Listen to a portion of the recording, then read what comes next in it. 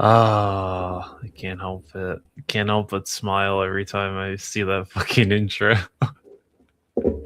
I just smile and just satisfaction because that took me so long to what's it called to make. Um so what's going on, everybody? Welcome to episode 46 of An Evening with 112. I didn't even take my work hat off. I'm just at this point. we're fucking rolling with it. We're rolling with it.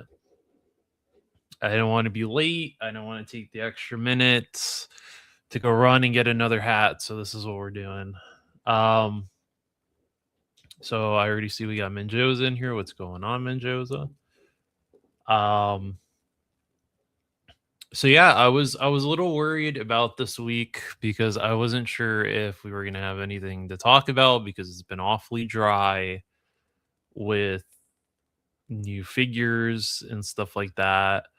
Um, but Hasbro decided to do a little stream and decided to um, show some new stuff. So we are going to take a look at that stuff. Um, and then if we have any, well, we always have time. The fuck am I talking about? We always have time.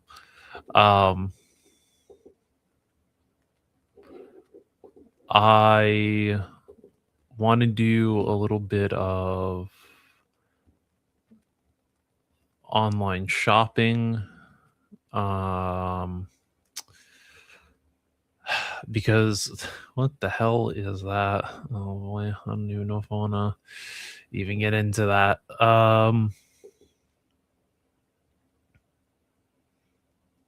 Okay, so there was I guess they don't, I guess that they didn't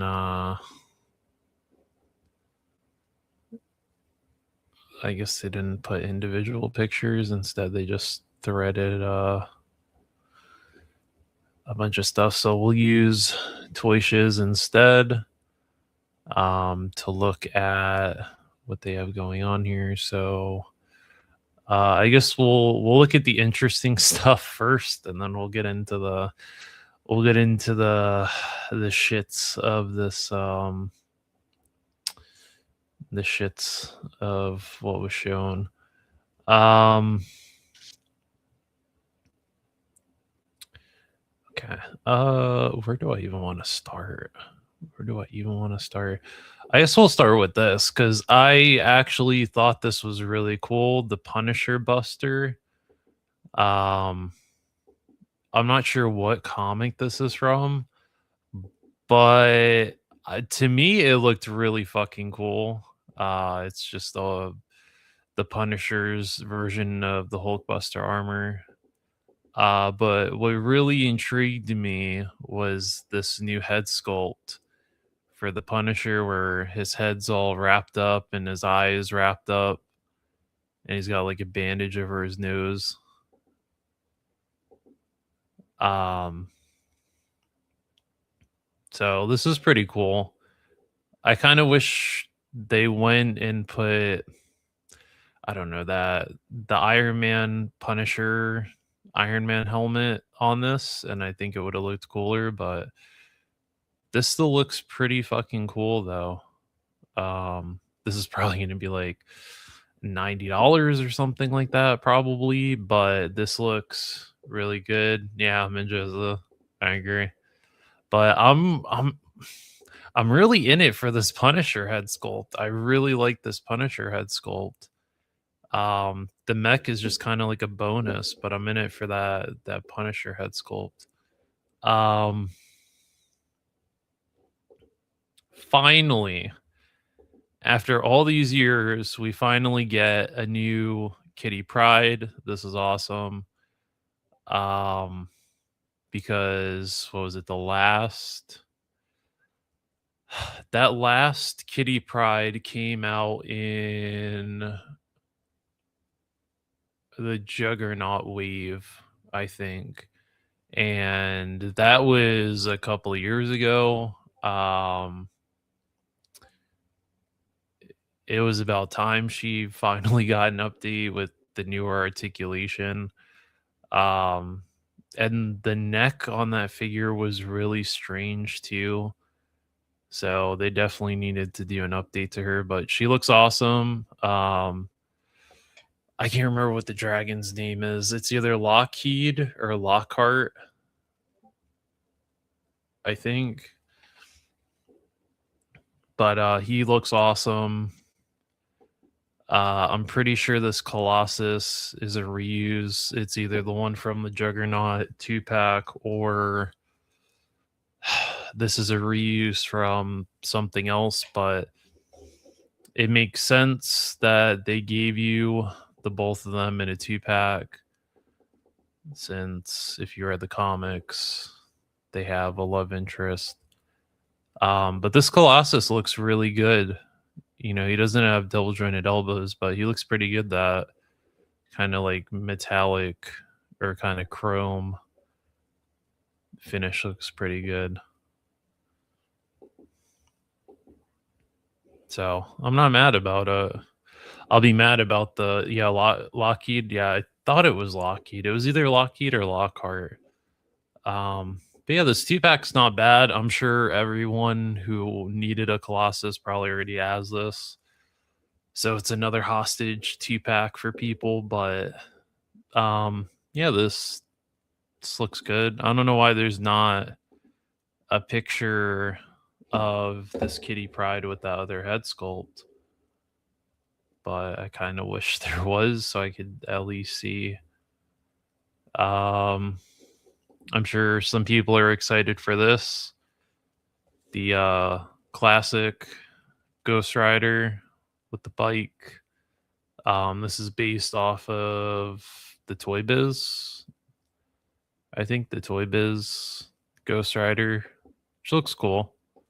Not necessarily something I need, but I'm sure for the classic comic book collectors, this is something they need. I'm sure Sheen was eyeing this during the live stream.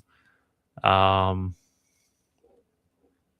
then two Build-A-Figures, two more Build-A-Figures. Abomination, this was a BAF from like a couple of years ago that they just are selling as a full figure now.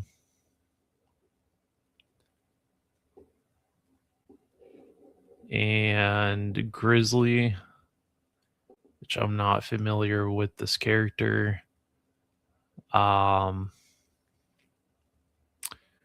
of mad that he comes with these accessories like this money bag and the gold bars, because I could use those accessories, but I don't necessarily need him because I'm not too familiar with this character. I'm not sure why there's a man stuck in a bear's body. I'll probably have to wait for Smoking Joe's for Shane to explain why there's a man's head stuck in a bear's mouth. And then we get into the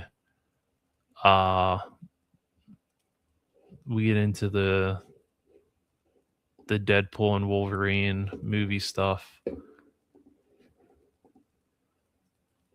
So this is the deluxe. Yeah, I think this is a deluxe Deadpool from the movie. So he's using, it's basically to replicate stuff from the beginning of the movie.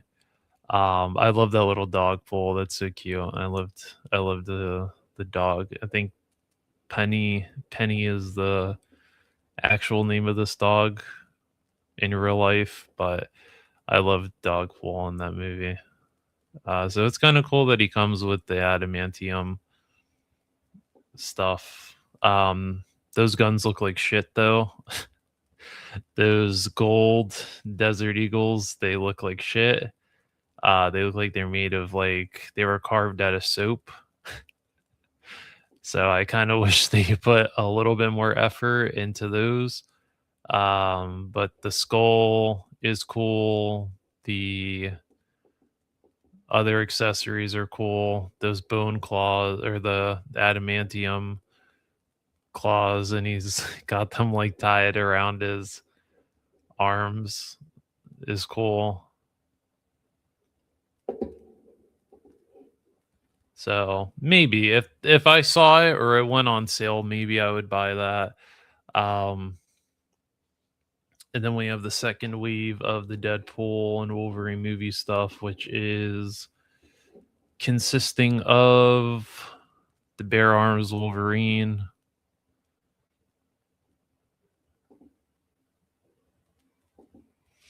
which not sure if there's a huge audience for this. I'm sure maybe people will buy this one, the brown costume Wolverine. That one actually doesn't look too bad. The cowboy Deadpool. Actually kind of like this one. I don't know why. Maybe because I like cowboys. Like Western figures, cowboy figures, gunslingers. Maybe that's why I kind of like this. I really do like this too. This little kind of spinning the revolver effect. Like that looks really cool, and if you light that right, that'll actually look really cool. So kind of a fun little addition. And then we get Bleed, which mm,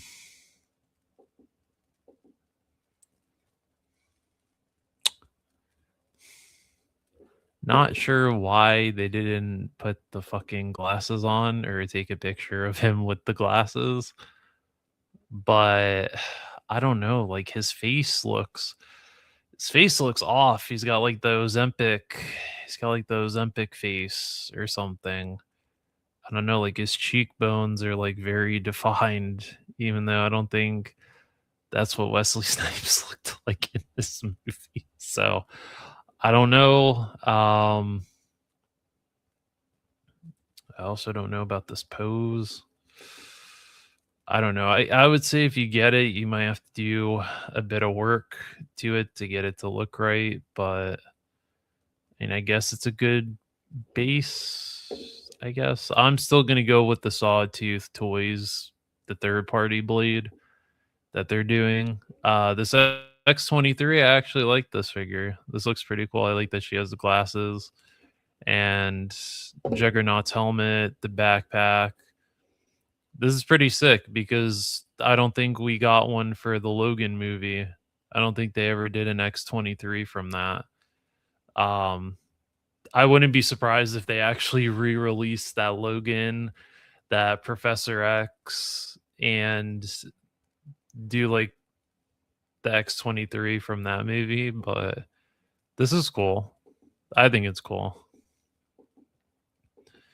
I just kind of wish she had like a pissed off face, like a yelling face, like a snarling face, something, like it's the same expression, but just the hair is different. Like, what the fuck? What are we doing? We can't have her look pissed off or anything. I don't know. It's a pickup for me. It just depends on either if I see it in the store or if I see it on a sale, then I'll get it. But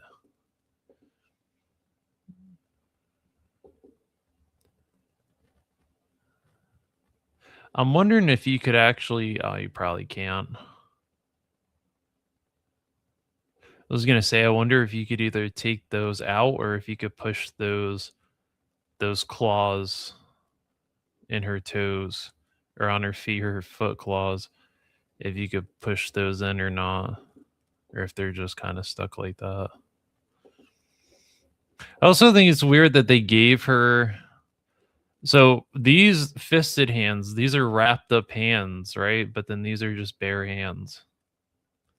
Why not just give her the fucking wrapped up hands that just look like this? doesn't quite make much sense. And then we get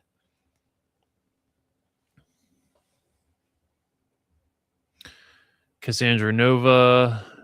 I guess this is Charles' sister. And that's kind of cool that you could like pop this head on a suited body, and it's her like manipulating her fingers through this guy's head.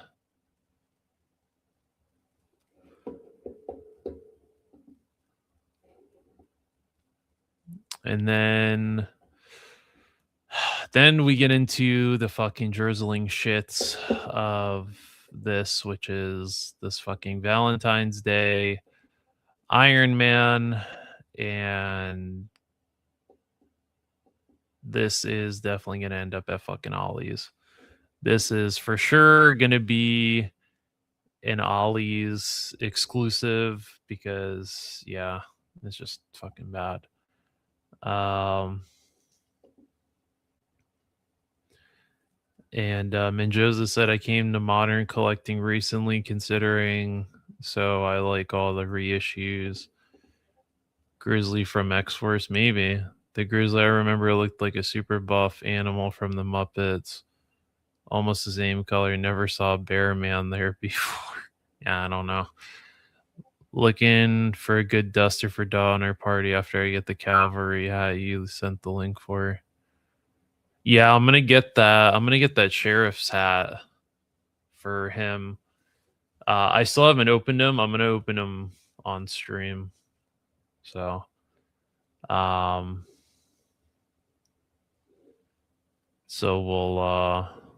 we'll see. What's weird though is with Halloween Boy, I had to heat up the figure because the joints felt stuck. When I opened the eraser, his joints were fine. So I'm not sure I didn't have to heat anything up. And then here we go. The pain in the ass is here in the chat. Yay. Iron fart. No, that's Ollie, man. That's Ollie's, man. That's Iron Ollie's. That's Iron Ollie's. So yeah, don't be surprised if you see like fucking pallets of this shit show up at Ollie's. Because honestly, if we had to go through everything that they showed and pick out the contenders for Ollie's, it's this Iron Man and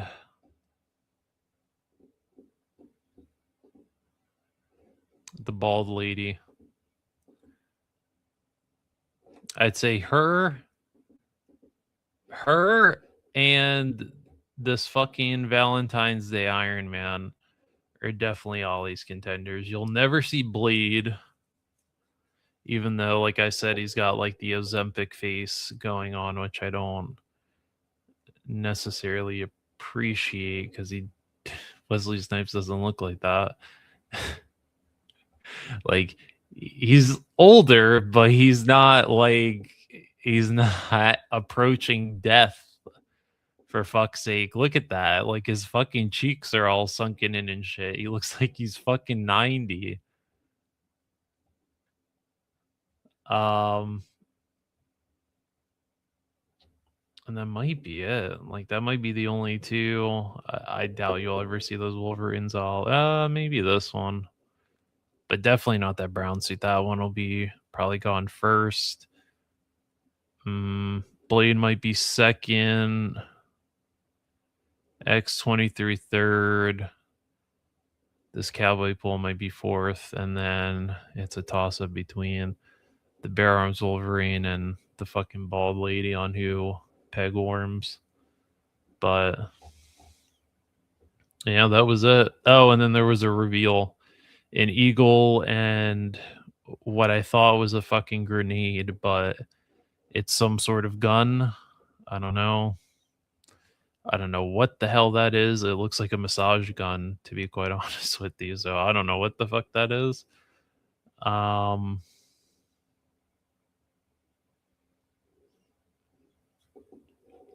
so you comic people can tell me. Um, no, not you. The one above you. The one that commented above you is I love Monster Force, but I've had to warm them all up. Interesting. Like I said, the eraser, I took him out the box and his joints were fine. Like they weren't super loose, but they weren't super tight. They were they were in the middle where they're not too tight, but they're not too loose, and you're able to move it without something feeling like it's gonna snap. So I don't know. I couldn't tell you. Yeah, that's right. I found some NECA gargoyles at Ross. Actually, I haven't seen that. Brown Suit Wolverine will be an eBay triple MSRP special. Calling me out. Nobody's calling you out. When you get when you get quick scoped by somebody because you were standing on a hill and then accused them of aimbotting, then you threw the game for us last night. You threw the game over your aimbot accusation. But anyway, yeah, that's essentially what was shown. And then the Fred and Barney from the little cereal things went up, which I found interesting. These are $29.99. Why are these $30? But the fucking Lucy and David went up in price. And they raised the price on the Street Fighter figures, but these are 30. Hmm. Quite interesting, Jada. Quite interesting. Do I think they're worth $30? I don't think they're worth $30. These are definitely going to go on sale at some point. Believe me. They'll go on sale or they'll end up at Ross, like the Boo Berry, the Count Chocula, and the Frankenberry. Those all showed up at Ross. I wouldn't be surprised if Tony the Tiger showed up at Ross at some point, but yeah. And I think that was probably it. To be honest, I don't think anything else was shown. Well, not as of recently. No, you know what? The fuck is that Terminator figure I saw the other day on here? No, I can't find it. There it is. So I don't know if this was the in art T800 or what this is, but I want this. I want this T800. This is from T2 because this I actually think will scale with the rest of my figures, unlike the fucking NECA one that's too tall. So this one I might have to bite the bullet on this one because T2's up there on my favorite movies list, and this just looks awesome. Arnie with the 1887. He's got the sunglasses. He's got the motorcycle jacket with the pants, with the cowboy boots or the motorcycle boots.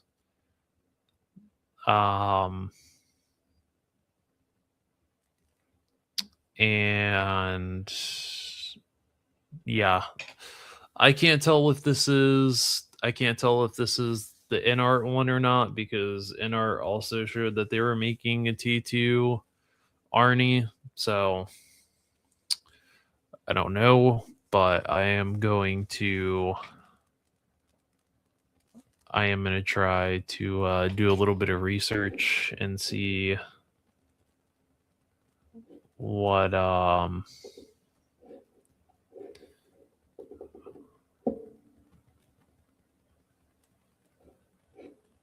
yeah, see if I could find something with some sort of price information with this, because I definitely want this, but I'm also curious if this is going to be like a one and done, because they can't just make Arnie. They have to make Sarah, a T2 Sarah Connor, the T1000, and John Connor. They have to like at least flesh out the rest of the fucking characters. But this looks fucking awesome. That likeness is spot on. That's crazy.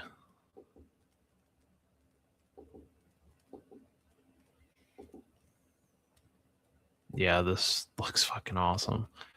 We're probably looking at like $80 probably, considering this is licensed. So, but yeah, this looks fucking awesome. And the fact that he comes with the box to put it in is really cool. Oh shit, maybe this isn't licensed, because I'm seeing Future Warrior. So maybe, you know what? Maybe this isn't licensed. Maybe we're not paying licensing fees. Future Warrior is fucking crazy for a third party TH. Future fucking Warrior, dude. That is fucking hilarious. That's fucking awesome. People wear brown pants to hide the stains. The Wolverine has brown on his chest for the same reason. Rough Shot, what's going on? Yeah, I had to leave because I didn't wanna be late and then be yelled at because I was late to my own stream. But yeah, that is really fucking funny. Future Warrior. We're gonna have to take a deep dive later and see if we can find any sort of MSRP or something like that on this, or if there's a pre-order up for this, because that is just so fucking funny. I don't know why I find that so funny that they just picked fucking Future Warrior as the fucking name for this. Is Future Warrior. It gives off, it's very some shit you'd find at the dollar store or what used to be the 99-cent store. It's just like bootleg GI Joe or something like that. Fucking Future Warrior, or just like a bootleg Transformer Future Warrior. But yeah, it's cool that it comes with the box. I kind of wish it came with the roses to put inside the box. Oh shit, maybe it does, because I'm seeing maybe it has the roses that you put inside the box. Interesting. Yeah, I need them to make the rest of the T2. I need a T1000 that's actually in scale with the rest of my figures, and a Sarah Connor, and we'll call it a day. You don't even have to make little John Connor. We'll be just fine. We'll be just fine. I think we could cope without a John Connor figure, but I don't even know what the hell happened to my T2 NECA figures. I had the T800. I had John Connor and Sarah Connor. I think I was just missing the T1000, but I don't know what the fuck happened to it. And then now that I'm actually seeing this, I instantly regret not pre-ordering this fucking figure. The Kraken Studios third-party Punisher. That actually looks really good. I wouldn't keep him with the fucking Viking helmet and the sword. I would give him the weapons that he came with. Oh, and look, there's that fucking... That's right. Just a couple more next month, baby. I'll have my fucking car that I was told was a scam. That I shouldn't have ordered it because it was a scam, even though I'll be getting it next month, but it's neither here nor there. This third party Omni Man looks really cool. It kind of looks like it has the setup of the Rebel Techs a little bit in terms of the arms and the legs, but that looks fucking awesome. I hope that he comes with a cape. It'd be kind of stupid to not give him the cape, but yeah, this looks really good. I'm telling you, these third-party companies, man, they're killing it. And then what is this? Fang Con Studio with their 1/12 scale Western fantasy demigod race gladiators.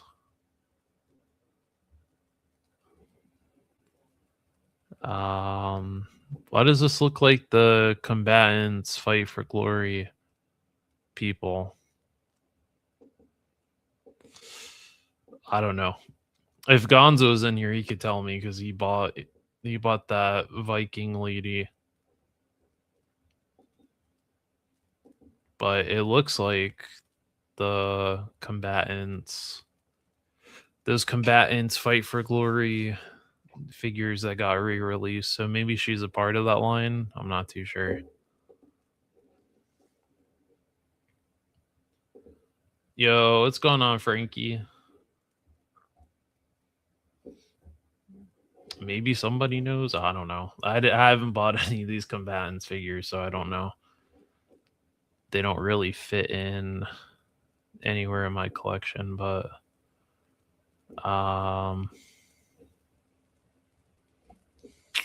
that might be it, like in terms of like import figures or something. Oh, somebody, hang on a minute. Oh, somebody else is getting into the horse game. Interesting.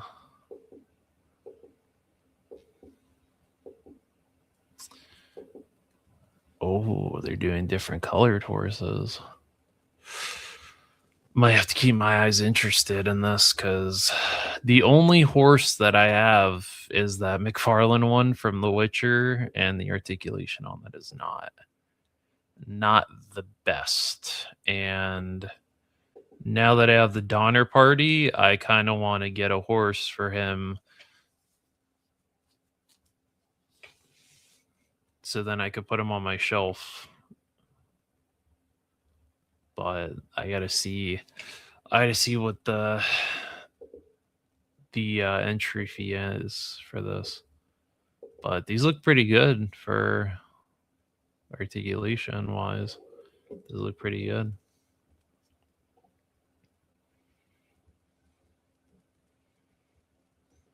But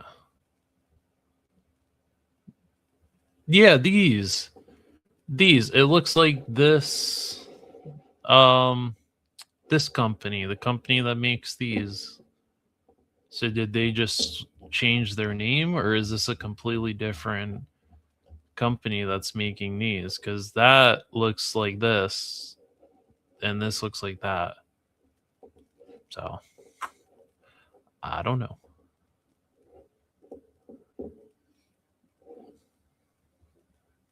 What have I gotten recently? Oh fuck, dude! I got back into blockies. I got back into blockies. I'm slowly putting together this, which I thought, oh, because I bought two blockies figures previously, I thought, oh, this won't be that bad. This will only take me what, a couple hours to put together, and we'll be good, right? No. I think we're on like day 3 of putting this fucking thing together, and I've only gotten like half the fucking thing put together. Because I lost my god hand that I have, which, if you don't know what that is, for anyone that's not into putting model kits together, this is a god hand. It's a particular type of sprue cutter, and it's very expensive. They're very expensive to get, but I like people most prefer using those when putting together any kind of model kits because they get a more precise cut, and it doesn't, whenever you go to cut the nubs off of the pieces, it doesn't, you're less prone to cutting like chunks of the plastic, and then it ends up being more of a pain in the ass because you have to sit there with a fucking X-Acto knife trying to cut enough off without cutting more of the plastic off, and then the pieces don't sit right on there. But gonna get into Yellow Park. I thought about it because was it Yolo Park is doing the AMK figures, and they're like a mix of plastic and die cast, and they have lights and shit in them. I thought about getting the Soundwave from the Bumblebee movie because I saw like going through Amazon, and I was like, well, that's kind of cool because it comes with Ravage, and they're actually really nicely scaled. Look at I'm being haggled in my own chat. This is crazy. Haggled in my own chat. Wild. Absolutely wild. But yes, this was a gift from the person haggling me in the chat as a early Christmas gift. So I'm putting this together slowly. But yeah, I wanted this particular one. I was gonna get Optimus or Megatron, but I wanted Soundwave more because Soundwave and Shockwave are two of my favorite Decepticons. I always thought Soundwave had a cool design. Yeah, he was kind of chunky, kind of like boxy looking, but the fact that he transforms into a cassette tape, and then he also stores little robots that are cassettes in the chest and they like pop out, is really cool. But this is why last week I said Blockies is on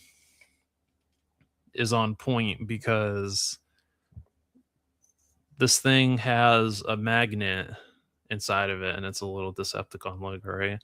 But you put it up to and the eyes light up, and then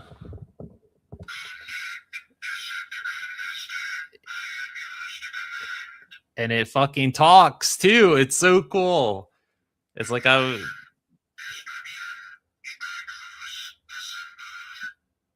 was like I was sitting here and I like turned back into 7, and I turned back into a fucking 7-year-old again, playing with this thing. So now once it's fully put together, it's gonna like sit. Yes, it talks.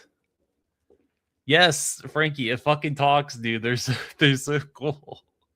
All of them talk. All of the action class. Where is it? All of these action class Transformers talk. So the Megatron, the Optimus Prime, when you get the little Autobot logo, it's a magnet. And when you touch the Optimus Prime with the magnet, the eyes light up and the chest lights up and the chest opens and it has the Matrix of Leadership in it. And you can actually take that out and it lights up.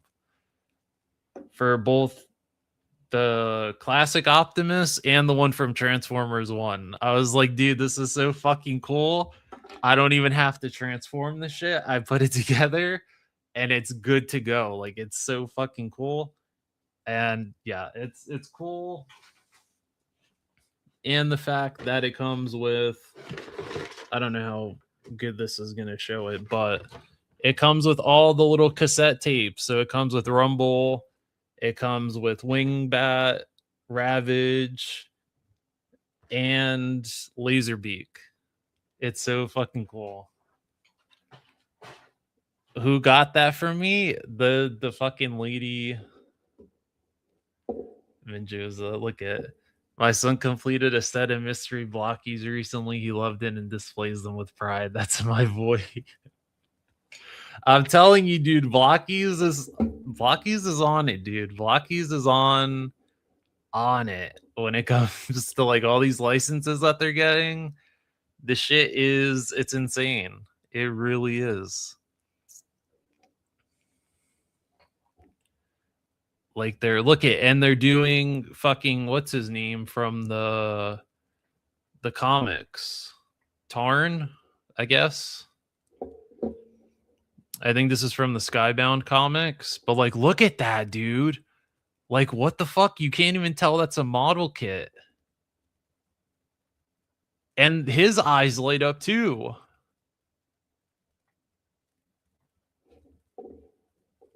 I was like, this shit is insane. Like they're fucking sorcery, man. There's some sorcery going on at Blockies. Look at this shit. Hang on. There we go. Look at this. Look at this shit. This is the next one that they're doing. Look at that. His eyes light up and you could take the mask off.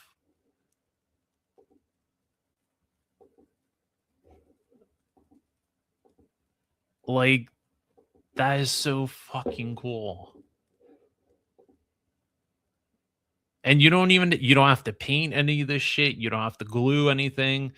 You get some model sprue cutters and that's all you need. Me, because I'm extra and because I couldn't find my sprue cutters halfway through this, I had to sit there and cut the excess off of the plastic pieces so it wouldn't look like shit. But yeah, everything like goes on really smooth and his chest opens up so you could actually put a cassette tape in there. It's pretty cool. And the hands articulate too. The hands are all articulated too. It's, yeah, I can't wait to put this sound wave together and finish it. Like, look, they're even doing the fucking Powerpuff Girls. Granted, I wish they did like regular versions of them so that I could get them and just put them on my shelf. But I mean, like they're doing little dinosaurs for Jurassic Park. And they're doing fossils for them too.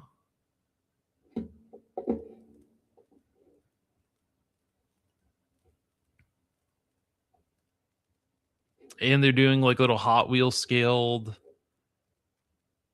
They're doing Hot Wheels scaled Transformers.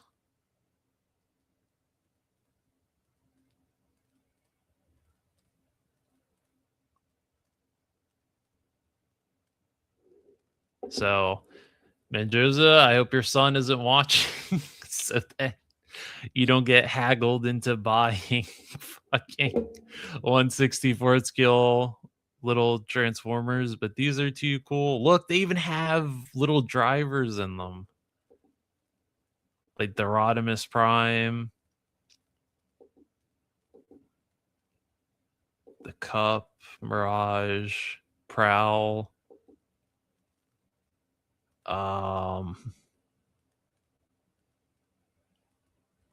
It's a drag strip, maybe.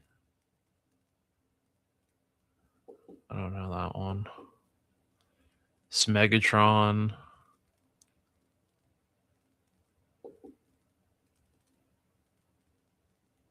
That Ratchet is really cool.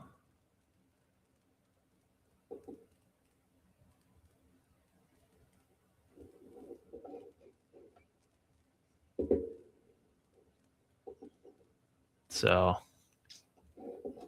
and they're doing like Batman Beyond, which they just showed, and this is a model kit. But they're not hard to put together. Like these are mostly meant for kids. Like they're even doing like anime stuff like Naruto with the Nine Tails. So they're really branching off into a lot of different licenses, and I'm down for it. Like they're even getting into Kamen Rider, and if they start doing 1/12 scale versions of all the riders, then I'll buy those because the figure arts ones are almost like $100 depending on the rider. Oh shit, maybe they are doing. Oh, maybe they are doing regular Powerpuff Girls. See, they're even doing the little Sharkticons.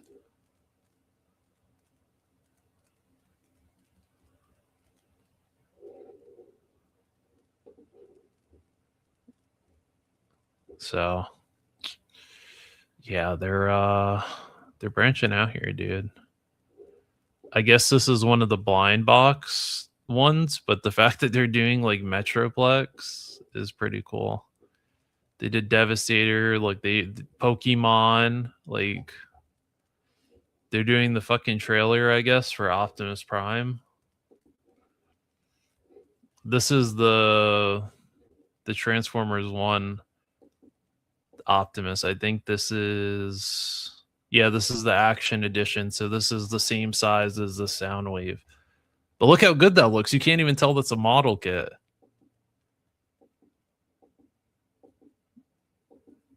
Do they have a picture of the chest opening up though? I think the chest opens up on this one too, because you could take the Matrix out of his chest.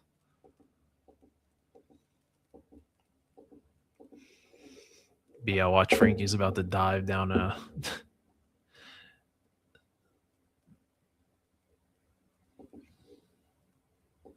Yeah, they're doing Powerpuff Girls.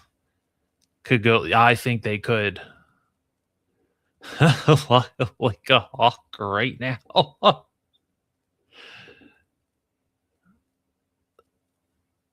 Those Hot Wheels Transformers. I have the Bumblebee, the Optimus Prime with the trailer, and then I have Optimus without the trailer. But I never saw the Sky Striker at any of my stores. I don't think. I know we are kids. You're definitely kids. Yes, that's what I kept telling you.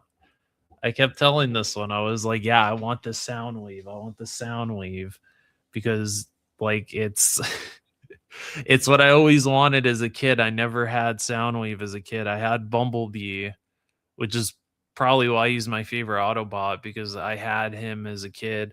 I had the G2 Bumblebee. I had I had the Reveal the Shield Bumblebee, but it was based off of his G2 design, and he came with a jet ski on a trailer that you could hook on the back because it had a little tow hook, and whenever you transform the Bumblebee, the jet ski would transform into a pair of wings that you could clip on the back. And yeah, that was my favorite Bumblebee. I also had the Hunt for the Decepticons Bumblebee. I think that was from Revenge of the Fallen, where that one was the first Bumblebee that had the battle mask that you could flip down, and he had like a Cybertron axe that flipped out. And I remember that Hunt for the Decepticons Bumblebee because my sister bought me that My sister bought me that and gave it to me as a birthday present when she flew up from here to Jersey when I still lived there. And then, what was it, like a day or two later, I caught appendicitis and had to get my appendix taken out. And so I couldn't go to school until my incisions healed. So I was at home and all I had is all I had was what's it called? I had those, the handful of GI Joes I had, and that was it. What, any of what, the Hot Wheels? I had an extra Hot Wheels Bumblebee, but I gave that to Woody when he came down here for DFW. Um, and then what's it called? Oh, the Hunt for the Decepticons figures? Oh, dude, I don't know if I have that anymore. You would probably have to check eBay. I don't even know if I have that Bumblebee anymore. If I did, it's probably buried somewhere. It's probably buried somewhere in my aunt's house. If I had to be honest, it's probably buried somewhere, but I definitely had that. I had that Hunt for the Decepticons Bumblebee. That shit was awesome. Um, and Menjoza said, I told my wife a story about how I never had Optimus Prime growing up. And the next week she had one delivered, and my wife is the bestest. Fuck yeah, Menjoza. Yeah, I never had any version of Soundwave. And I think at the time, maybe they had what, the War for Cybertron Soundwave, but that one didn't really look right. And I think at the time, Takara Tomy did their first masterpiece Soundwave, but there was no way in hell that I was getting a fucking a masterpiece Soundwave as a kid. Because yeah, no. So the fact that I have one, and it's funny because I think I was gonna get the. I was trying to look for a fucking bootleg version of that masterpiece Soundwave, and now that I have this one and it has all the little cassettes, I don't even really need that one. I think if I got another Soundwave though, it would be that YOLO Park AMK Pro Soundwave, because I loved his design in Bumblebee. That fucking movie was awesome. That like first 2 minutes of them on Cybertron was awesome. Like, oh man, it made me so happy. I was like, dude, they did my voice so good. He looked so good. And then the fucking Ravage popped out with the fucking cassette tape. He fucking popped out of Soundwave's chest, transformed, and landed right next to him. I was like, ah, I was freaking out. I was like, dude, this is awesome. My boy looks so good. It's like a G1 version, but looks better. It's like a cleaned up G1 version of Soundwave. I've been looking for a while. I'll take a look and see. We're gonna be on for a minute. What's going on, Ms. Virgo? How are you this evening? I stayed and watched the stream for a little bit. I got home when I turned it on. Or no, I was in the process of leaving work when I had that on.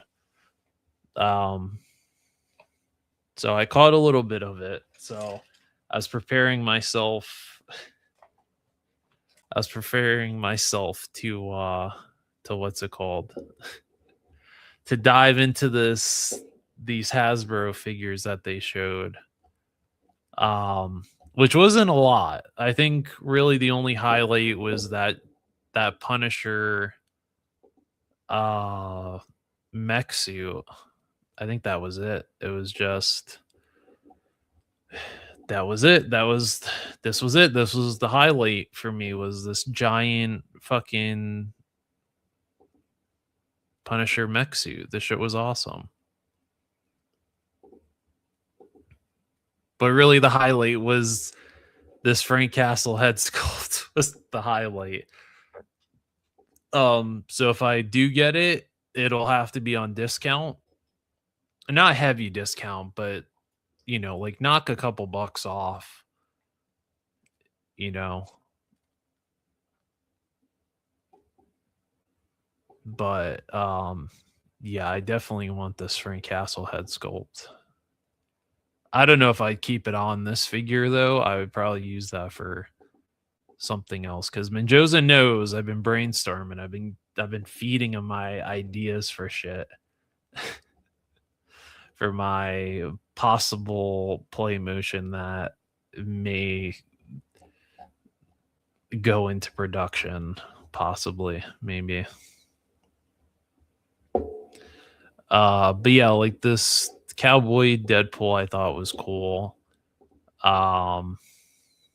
The Wolverines I didn't really need. This bleed, I thought it was cool, but then I looked at the faces and I was like, why does my boy Wesley Snipes look like he's all of a sudden jumped on the Ozempic wagon all of a sudden? Like, I don't know what's going on with his face, but like his cheeks are all sunken in and shit. Like, I'm concerned. I'm concerned for the condition of Mr. Snipes in this picture, because he didn't look like that in the movie. And yeah, maybe it's these renders, but maybe I'll wait and see what the actual thing looks like. But his cheeks look like he's got like the Ozempic face or something. I don't like that. Exactly, Rashad. I was like, yo, what the fuck? I was like, I know he's old. Like, I know he's getting up there in age, but he's not like fucking 90. You know what I mean? His face is all sunken in and shit. He doesn't look like a fucking museum artifact.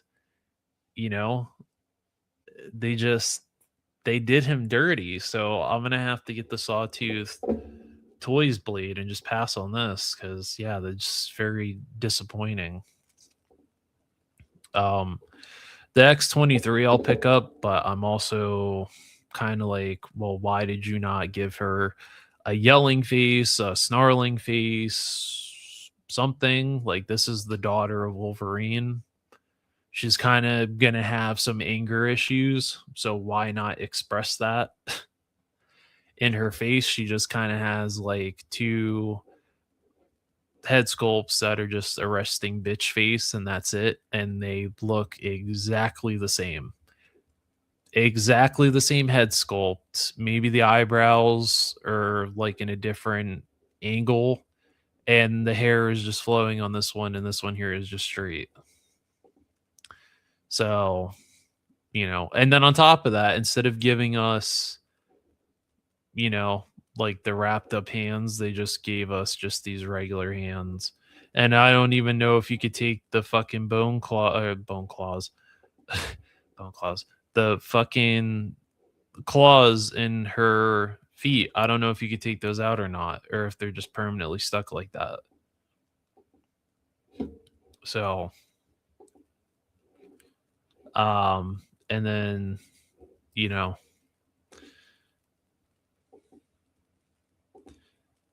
finger in your face McGee over here, who's probably going to end up at Ollie's. And this Valentine's Day Iron Man that is going to also end up at Ollie's. But you know what? It's funny because I see this heart in the chest, and it immediately reminds me of the first Toy Story and Mrs. Nesbit. It's giving Mrs. Nesbit from the first Toy Story, because the pink kind of looks like he has the apron on. Just pop one of the arms off and put a little hat on the top of his head and a fucking teacup in his hand, and he's Mrs. Nesbit. He's Mrs. Nesbit from Toy Story. That's what this Iron Man is reminding me of. This Deadpool, if it's on sale, maybe, because I don't have this Deadpool. I have the one from the first movie. And like I said, these guns, these Desert Eagles, they look like shit. They look like they're carved out of bars of soap. Like, you could tell me that somebody carved 2 Desert Eagles out of a bar of soap, and I would believe you. That looks like a bar of soap that somebody carved into a gun. And yeah, or out of like a chunk of butter. Those look terrible. That is awful. Iron Man X Kong. I know that the mech suit is crazy though. That I'm definitely eyeing that. I'm eyeing that. Yeah, I like the X-23 too. I just wish that they weren't so fucking lazy with it. Like, how is it that you give Wolverine like a fucking yelling face? You always give him yelling faces and snarling faces, and like he's really pissed, like he's full of rage. And then that's what you give us. That's it. Like, she looks so uninterested.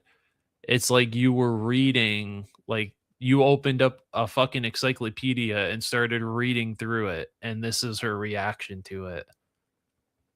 Like that, like, looks like she just could not care in the world. Like, it's cool that we're getting her, but like at the same time, I'm just kind of like, like, you could have, come on, guys. Like, this is our first X-23 for the MCU, and it's just like, that's it. So I'm disappointed. You know, did we really need finger my face McGee over here? Fingers in my face McGee? No. I think we could have cut her out of the line. You know, take that plastic and use it towards this and give me a X-23 that with a little bit more expression. It's not. No. And just to prove Mendoza's point in that comment, we're going to this Bear Man because, I mean, what the fuck is this?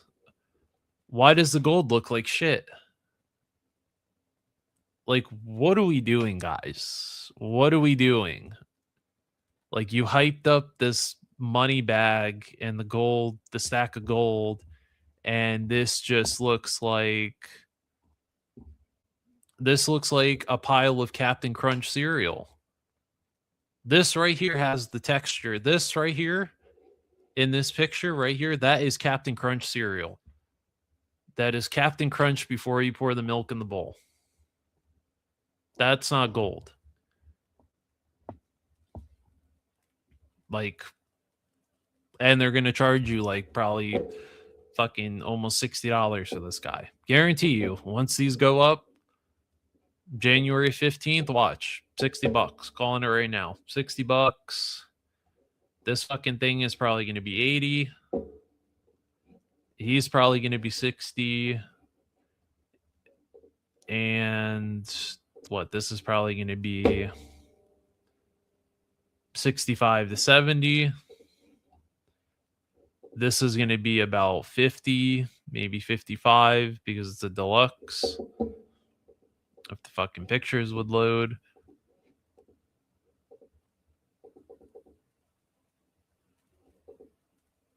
Well, if the pictures would ever load, these probably going to be about that. These are going to be about $30 a piece. So, you know, not sure if I'm quite getting my money's worth here with this weave. Granted, the cowboy Deadpool is cool. But like Ozempic blade over here, X23 who just could not give a fuck, and a finger my face Franny over here. They're just disappointments. So wait, that bear guy's Ursa Major of the. I have no idea. It's margarine. Same, exactly. Come on, man. And they want to raise the prices even more, but we can't even find the right plastic to use for fucking gold. It's crazy. And then these little cereal Barney and Fred. Rough Shot next year. Let me know if you see these at Ross, and I'll be happy to. Or Miss Virgo, if either you see these at Ross, you let me know. I'll be happy to send you the money for these. And I'll pay Ross prices, but I'm not.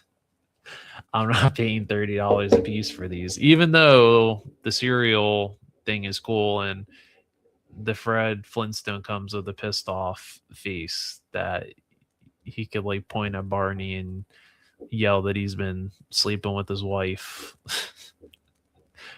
And then is this new? This this Pennywise? Because I've never seen those before.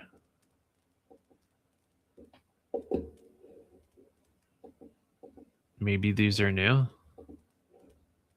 Let's take a look. Let's see.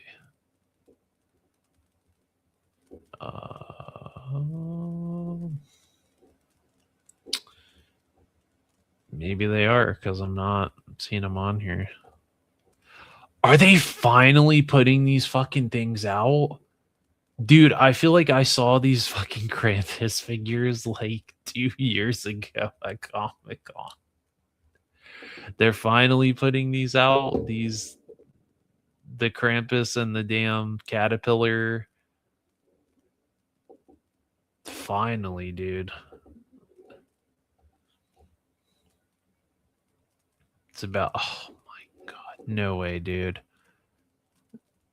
There is no way they are re-releasing these fucking turtles again. They're releasing this fucking Ninja Turtles again, dude.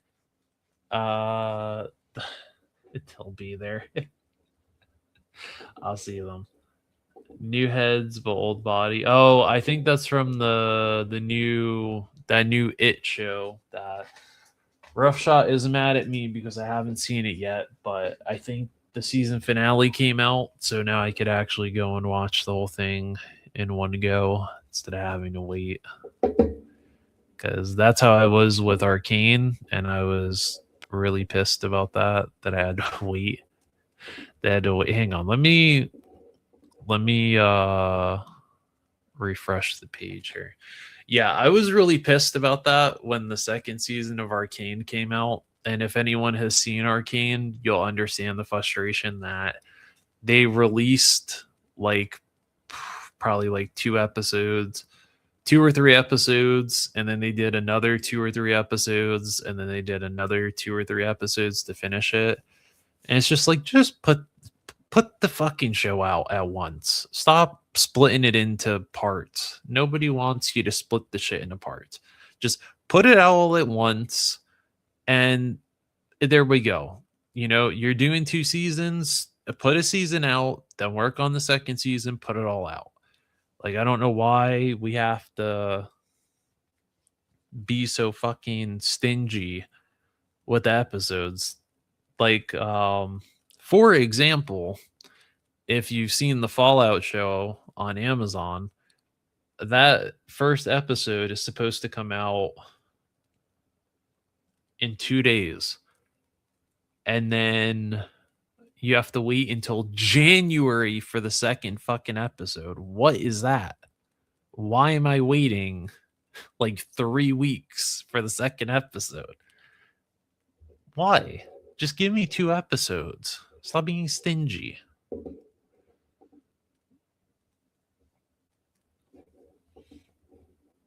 Like, I get there's a fucking plot point. I can't get these fucking things to. I can't get these things to load. Give me a second. The Nightmare Fuel. Yeah. The Nightmare Fuel TMNT figures are coming back. I don't know. My Ninja Turtles didn't look like that. I grew up on the.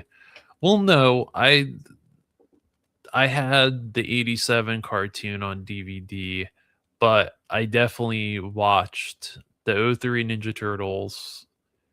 And then when the 2007 Ninja Turtle movie came out, I had that on DVD and I heavily fucked with, and I still do. I heavily fuck with that 2007 Ninja Turtle animated movie. That shit is awesome.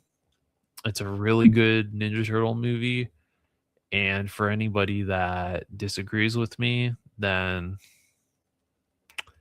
you're missing out. That's all I can tell you. You're missing out. You're missing out on the good shit, because that's pretty good. It's a pretty good one. I liked how the BBC released Sherlock with 3 movie length episodes a season. That's kind of what they did with Stranger Things too, because this last season of Stranger Things is they're like releasing it pretty, like they're giving you quite long episodes. And if Miss Virgo is still in here and if Roughshot is still in the chat, they'll agree with me that they're giving you some pretty long ass episodes. Like they really packed this season out with episodes. Like they're awfully generous. Like they're feeling real generous for their final season. Like I started that shit at what, midnight, I think, and I didn't finish it until like almost 4 o'clock in the morning. That's how long those fucking first episodes were. It was like the first 4 episodes. I was like, geez. No, where the hell is it? Yeah, I can't believe that they took this long to release these those damn Krampus figures. But yeah, they're here, guys. Your Christmas Ninja Turtles that everybody was asking for. Now this I forgot to talk about. I do want those, the Jack and Sally, but I want this. I missed out on this when it originally came out, so I will be picking this up. I'm not going to open it though.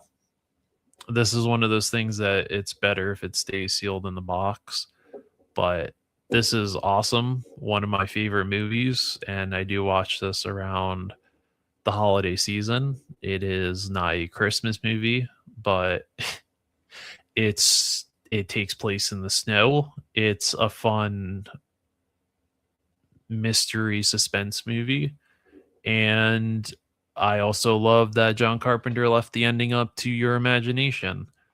So as to who the thing is at the end of the movie, you know, is it Kurt Russell or is it Keith David? You don't know. We never know. It's never explained. So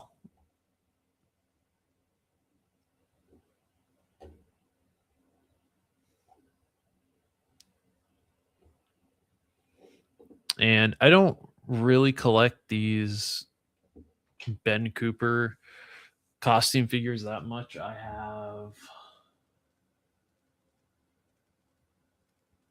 have 2 on my shelf, and then Woody gave me Captain Spaulding from House of a Thousand Corpses, but I haven't opened it just because I'd rather keep him in the box. Rest in peace to Sid. Sid Haig. But the only one I would probably get, and you're going to be surprised about this, is I would probably only get the Fiend from the Misfits. As cool as this Ghostface is, I'm not. Well, the little pump, maybe. Maybe I'd get the Ghostface too, because the little jack o' lantern, little pumpkin thing is cool. Okay, maybe I get the Jason too, because the little pumpkin, the little basket is too cool. It's his mom's head. And then this one I would totally get. This one I will get because yeah, the Misfits Walk Among Us on the little trick or treat bag. It's awesome. I'm a huge Misfits fan, so I have to get this. And I'm still missing the regular version of the Fiend. I still have to get that one too. That comes with the records.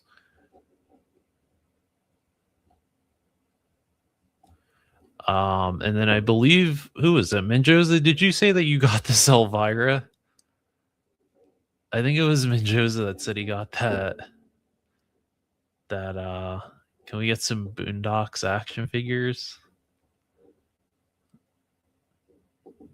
I knew who the thing is. I know, I totally know.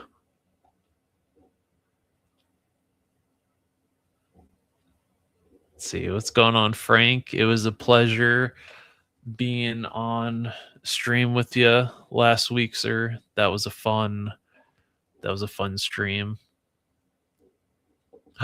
They canceled it on you. What? Where'd you order it from? Where'd you order it from? Because I think Big Bad Toy Store still had it. I don't know where you got it from, but Big Bad Toy Store always has it in stock. Because I thought about getting this Elvira too, but then I was like, well, she's not an all-around figure. She's not an all-around figure where I could put her on my shelf and she'll be there all year round. I would have to bring her out for Christmas and then she'd go right back in a plastic bag with all of her little accessories and her little gremlin down there until next Christmas. What I like about the regular Elvira is she can sit back there with Gilman and the Demogorgon and Danhausen and Sam and the Creep from Creep Show and all my other figures up there, and she's always got company. She's always welcomed up there. You know, she's there with her little whatever was in that little cup that she has. And then this, I pre-ordered this. I still haven't seen Predator Badlands, but I had to get him. He's a Yautja, so I had to get him for the shelf. So he will be on the shelf. And whenever they do add this eventually to streaming, I will happily watch this. But he looks really cool. And the lady, I don't think he comes with the lady, right? The robot lady? I don't think so. Well, they had a picture, or well, at Comic-Con they had him displayed with that robot lady. So, I don't know. And then it looks like they're probably gonna, I don't know, I guess they're re-releasing these. I guess. I don't know. But yeah, this I'm gonna have to pre-order. Or maybe I did. I think I already pre-ordered this, but yeah, this is staying in the box. This is one of those it stays in the box. And then of course we definitely asked for these fucking things, right? As if they sold well the first time. These like FNAF animatronic looking Ninja Turtles. They do look like those Five Nights at Freddy's animatronics with the mouths. Yeah, I can't wait for these to never sell. Oh, well, they'll probably sell. Who am I kidding? They'll sell. The Ninja Turtle stuff always sells. And I still, dude, I'm still looking for this damn bloody version of the fucking Art the Clown. So you know what? At this point, I might as well just tell Rough Shot, just if you see it again, just pick it up for me. Just pick up the regular one. I think I have the right shade of red, and I'll douse the fucker in blood. We'll call it a day. Even though I wanted the bloody version because he looks more like the Terrifier 2, Art the Clown. But because they made it a Walmart exclusive and not all Walmarts get the exclusive, you know, he's going to be one of those harder to find versions. But I keep picking ship it and they keep turning it to delivery. Then probably because it's getting closer to what's it called? I think because it's getting closer to Christmas.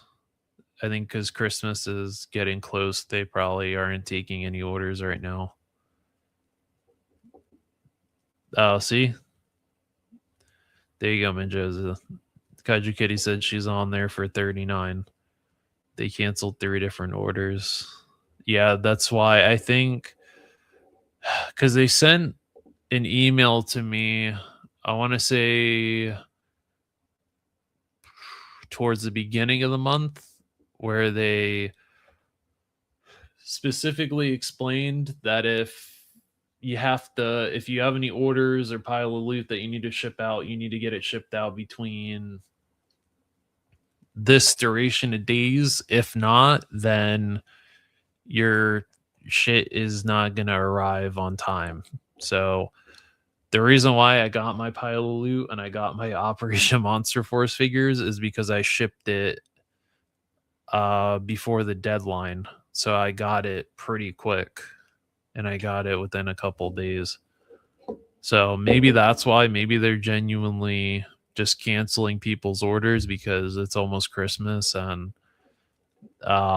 they would rather just cancel your order and force you to put in the pile of loot instead of shipping it, and then it goes through the shipping process and then it gets fucking delayed and then it gets delayed because it's the holiday season, and that happens with what's it called? I was good waiting till whenever for the prices. They just canceled because of reason. I think it is because it's getting closer to Christmas and they don't want to get an email. Well, not an email, but to get their mailbox filled with emails from customers saying that they never got their package or their package got delayed or it didn't show up on time and yada yada yada. So they're probably just like, fuck it. We'd rather you just ship whatever you have, just ship it after Christmas. We'll take care of you after Christmas. And that's probably exactly what they did. So, which is it fucked up that they canceled both of your orders multiple times? Yes, but I could also see why they did.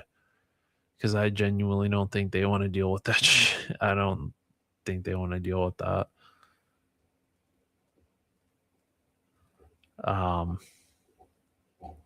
But yeah, I just wanted to see. Well, I wanted to see that Pennywise, but oh well, I guess it didn't. I guess not, but I guess yeah, it is from that new HBO Welcome to Derry, which Rough Shot said it's pretty good, so I'm gonna go based off of that. It's Elvira, exactly.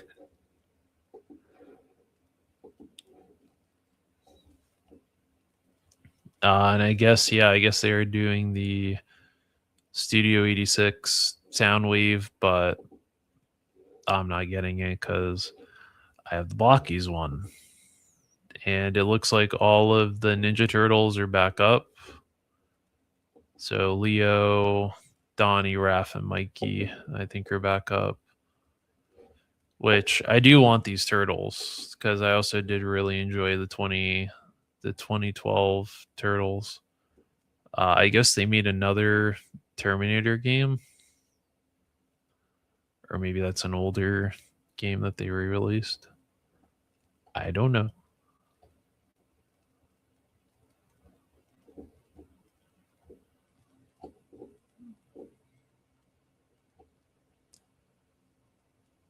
Oh, see, look, they got them. They got them, but it's not the one that I want. I'm hell bent on that other fucking version, dude. If not, then fuck it. I'll wait till they put the 2-pack out with him and the little pale girl, and then I get both of them and be fine. And then I'll wait for them to do a Sienna, and then I'll be good. I don't need anyone else. You give me Sienna, give me the antagonist and the protagonist, and then if they want to, maybe give me Victoria, and then I'll be good. I don't need. Well, that's not true. I'll take a Terrifier 3 Art the Clown. I need him in the Santa suit, which they already showed it, so it's happening, and then I'm good. I just need give me a regular Art the Clown, give me him in the fucking Santa suit, the little pale girl, Victoria, Sienna, I'm good. That's it. I don't need like 50,000 versions of Art the Clown. Just give me the regular version of him. Give me the one in the Santa suit. All right, and then the Spawn is an Elite Edition Spawn. The cape looks terrible. The cape looks terrible. And then other than that, I mean, looks fine. It's fine. Is it like $60 something worth it? Not really, but oh well. It's not much you can do. The Mac Daddy has only really got Spawn under his belt right now, besides Mortal Kombat and maybe some other stuff, but he's losing the DC license, so I believe he's in panic mode right now. So, but that's what happens. That is what happens. But I don't know if there's anything else. Andy, what's going on? Yeah, I don't know if there's anything. I don't know if there was anything else that news-wise that came out, but I do want to talk about these Monster Force figures, and then I am going to open up the Donner Party live. He was the only one I didn't open. I opened Halloween Boy first, so he was kind of the guinea pig to see how I felt about this line, and I love this line. I will say that, but they've done some things that piss me off. For example, how is it that you knew, and this is for Fresh Monkey Fiction, how is it that you know that this suppressor doesn't properly fit on this gun?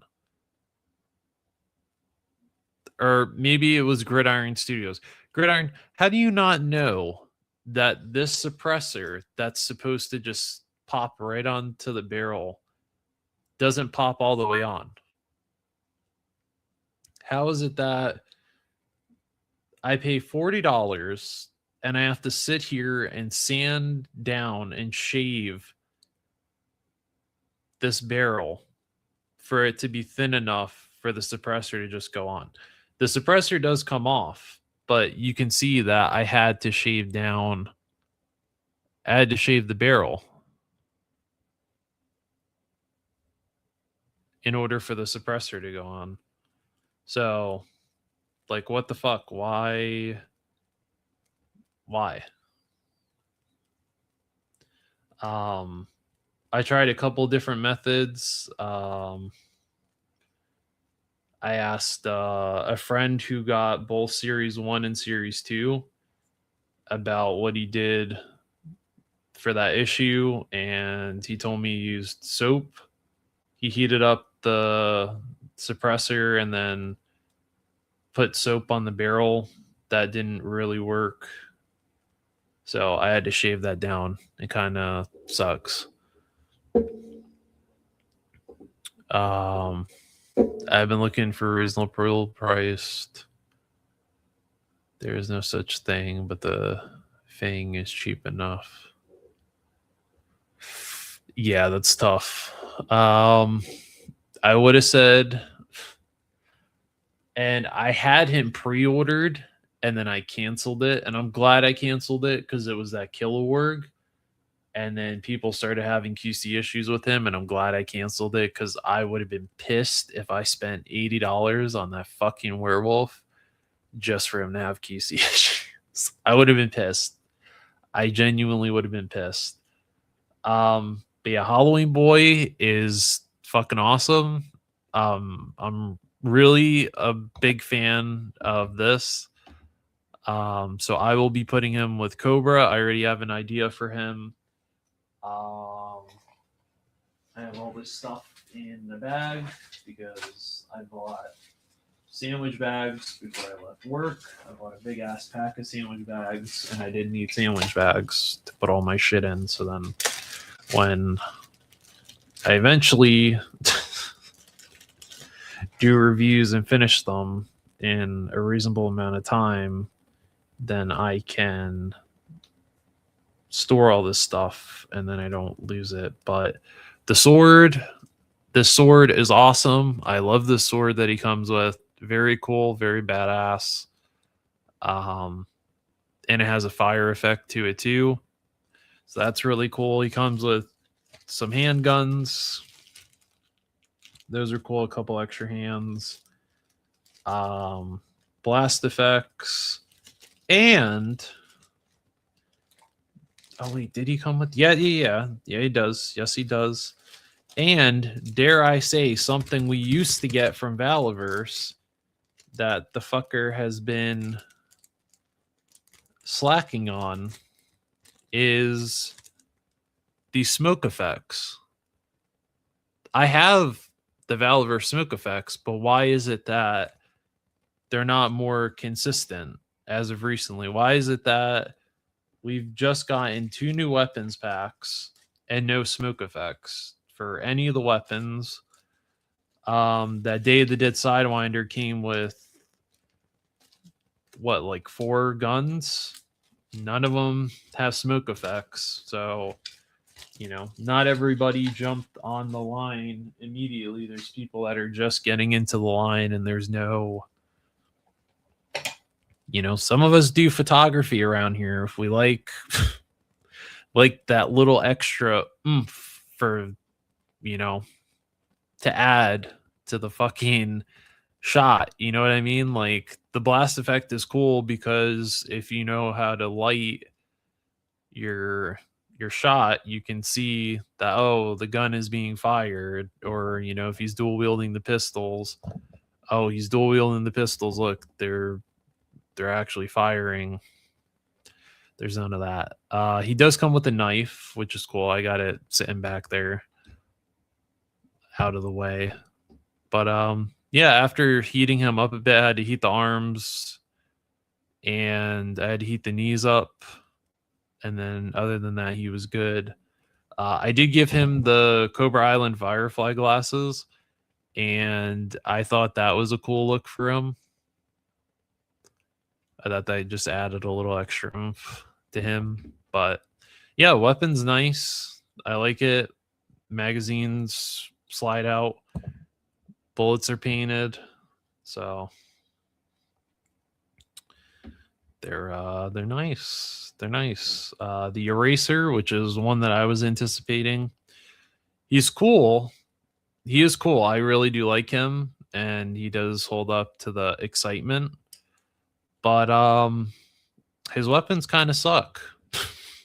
Not like the quality of the weapons suck. It's just I'm kind of disappointed that the translucent versions came with that really cool AR, and then he just comes with a fucking. Where the fuck is it? He just comes with this honey badger, which I'm over this. I'm over this weapon. Let me give it to somebody before I'm struck down by the grace of YouTube, because dare I show a tiny weapon that's not even real, that's made of fucking plastic. But we could have a whole bunch of people break TOS. But why does this gun keep showing up? Stop it. Stop it. Stop it. Stop it. I don't want to see this gun anymore. Stop it. Valverse has milked the holy hell out of this weapon. Gridiron, you better stop it right now. Right now. This man should have came with an assault rifle. If he's supposed to be some sort of, Black Watch, you send him to take out high value targets type of character, he needs an arsenal for that. Give me an AR. You don't need to give me an M4. You could give me a SCAR, an AK, an HK, something. Don't give him this.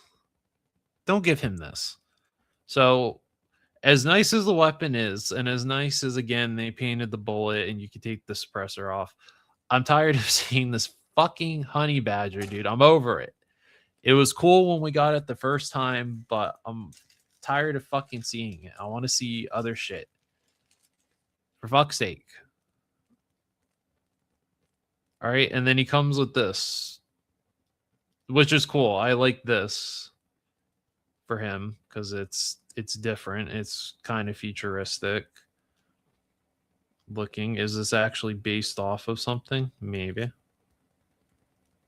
But to me, it looks very sci-fi. And it's got like the grenade launcher on it. Right? You could take the magazine out. And that looks cool. But why, man? Like, if you want to give that to the Phantom Core, that's fine. But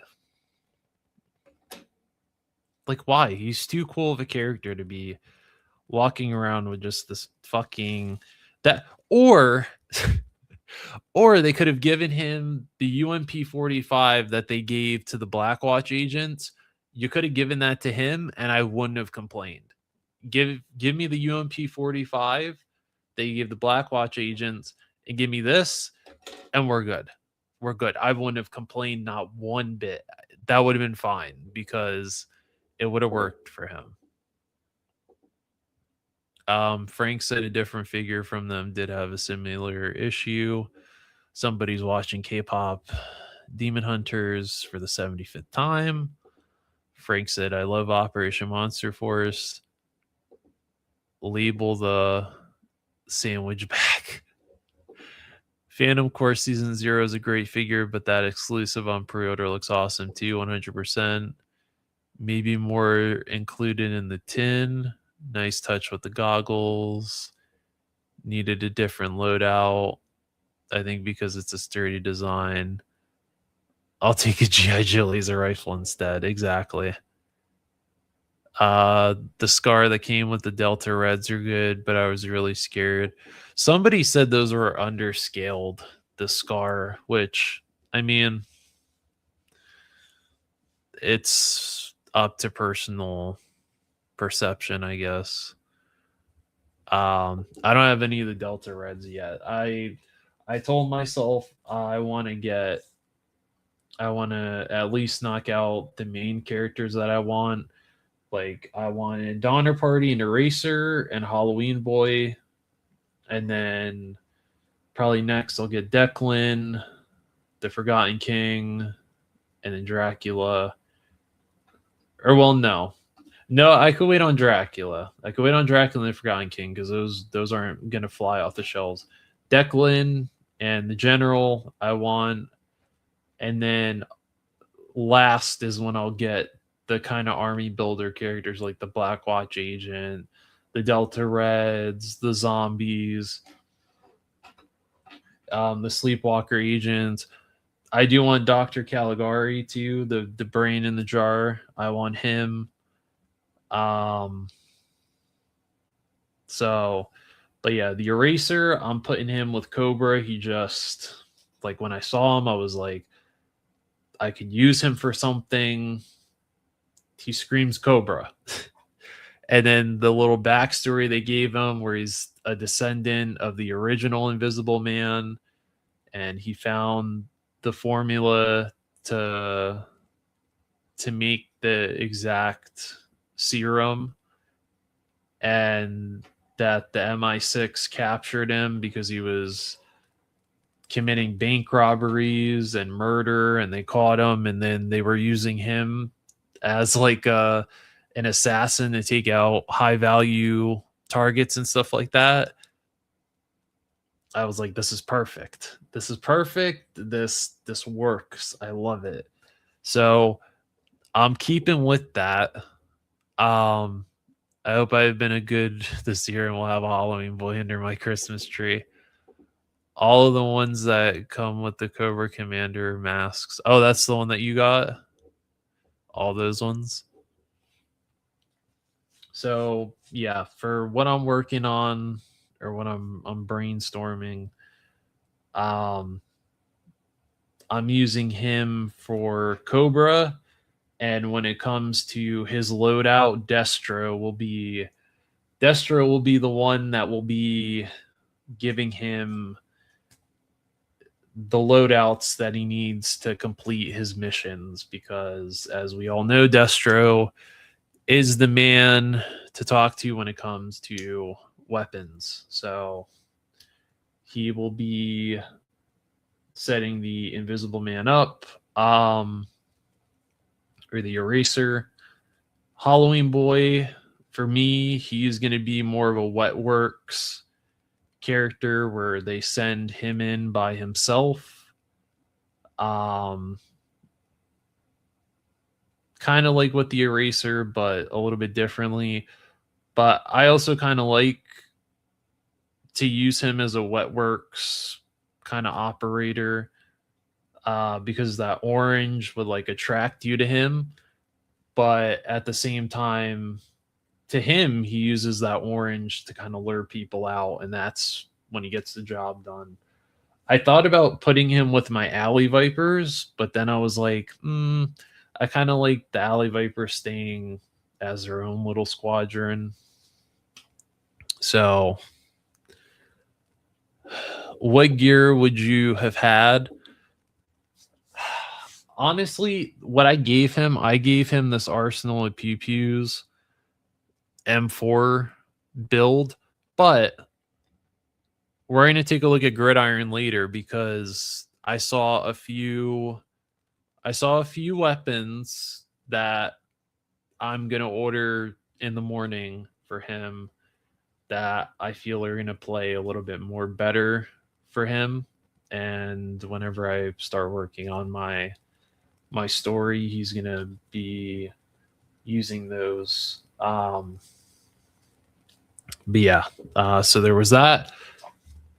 And then last night, I was going through my pile of loot because I opened some stuff. I opened Halloween Boy, and then I opened that Fortnite Lynx, which I have the red version here, but then I ordered the regular one because I had her when they first came out, and then I lost her somehow. But I was messing around and I was like, you know what? Let me take the Snake Eyes movie Baroness because hot take, but I actually like that figure. Never saw the movie, never will see the movie, but for some reason I just really like that design. A lot of people did not like that design for the Baroness. I thought it was cool. So to me, she's my Baroness. Um, but I was like, you know what? I was sitting here and I was like, you know what? Will that Baroness head fit on this body? And it did. And it actually sits proportionate on the ball joint in the neck. And so I was like, you know what? I was talking to Menjoza and I sent him a picture without the Baroness head on there. But I was like, you know what? What if story wise, I was like, you know what? I'm coming together with all these brainstorming ideas, and I was like, you know what? What if Destro was going through his computer, he was going through all his project files, and he came across a project that he never got to sell to any clients. No clients were interested, or maybe there was a client that backed out, and he ended up giving it to the Baroness, right? Um, and it kind of played into something to an idea that I had a couple of years ago when I was thinking about a story that I was writing that I wanted to play it out on 1/18th scale, and it just never happened. I still have it, but I'm thinking about taking chunks of that and reworking it into this. But it was something I was working on called Project Nine Lives. And I was like, what if that project was called Project Nine Lives? And this was like some top secret, like some type of military suit where it gives you the abilities of Cat. You know, it gives you fast reflexes, you know, heightens your senses when you're wearing the suit. And I was like, you know what? What if Destro gifted the Baroness that exact suit? And she wore that suit. So I was like, let me take a gamble and see if that Baroness head will fit on this body and it'll look proportionate. And by fucking golly, it does. And it works. And I was getting her in poses and I was like, fuck. If that Baroness figure had double jointed elbows, I would have been a more of a happier man. But now I actually get to I actually found a use for this fucking figure finally. And so we got that going on. Um, I have the retro carded Baroness. I'm gonna take the tomorrow. I'm gonna pop and swap the belt from that, the one that has the what's it called, the holsters in the back, and I'm gonna give that to her. That way, she's got some sort of Cobra something on there, and that's what we're gonna do. A bio engine like the Guyver or the movie Drive. Um, kind of, but I'm not sure if I'm not sure how in universe the suit is going to work. If it's going to be something like with with nanomites, or if it's going to be something that, you know, she has to put on herself, like you would put on like a military armor or something like that. Like if there's like an undersuit and then you put the pieces on. I'm not too sure yet, but Honestly, I'm thinking about ordering another one of these fucking Baroness figures and putting the head on this one too, and then she goes with the Crimson Guards. So I don't know. I'm sitting here and I'm really debating, but yeah, I'm really happy with the way that this looks, and I think she's gonna look really fucking cool whenever I get everything worked out. But yeah, the Baroness got an upgrade, so she will keep that like Snake Eyes movie costume, and then she will eventually get this, and you'll see her. But I was also I'm still also debating how I'm gonna do this. Um, because listen, I'm no Legend series. All right, I'm no Tony. All right, I can't do the play motion stuff where you hide, where you wear the gloves and you hide and stuff like that. All right, you're not hiding these hands. All right, these fucking big monster hands, these Andre the Giant hands, you're not hiding those. So I'm thinking I might have to do it picture wise, is how I'm going to do it, and then work in the sound effects. And if I have people do voice lines for the characters, um, that's how we'll do it. But yeah, I've really been sitting here and debating this type of stuff. Um, like I've even brainstorm when I'm at work too. Like I'll be in the process of working and I'll just thoughts just start firing off in my head. Like I was thinking about a character that I wanted to implement in this where um she's part of a team called the Headhunters, which is like a black ops kind of team, and it would be um a mix of some characters from Classified, from Valiverse, and they would be on a mission, and um, their transport would get shot down and they would crash, um, or they would get ambushed or something, and one of the characters ends up getting very injured and is like kind of trudging along, and then she comes across the Eraser, and Cobra ends up capturing this character, and they and Dr. Caligari and probably Mindbender would subject this character to mind what was it called, um mind control, kind of, um something similar to what they tried to do with MK Ultra, where they tried to uh like subject people and try to find a way to reset the brain. Actually, you know what? A good example of it would be like the Winter Soldier, how Bucky turns into the Winter Soldier with a certain set of words or phrases. It would be like that, but with numbers. So this character would be fine, but once a certain line of numbers was read off, then yes, yes, exactly.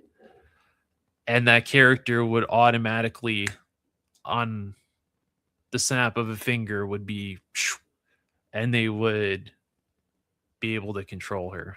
So, or them, excuse me. Oh, can't say that. Can't be giving away the spoilers here.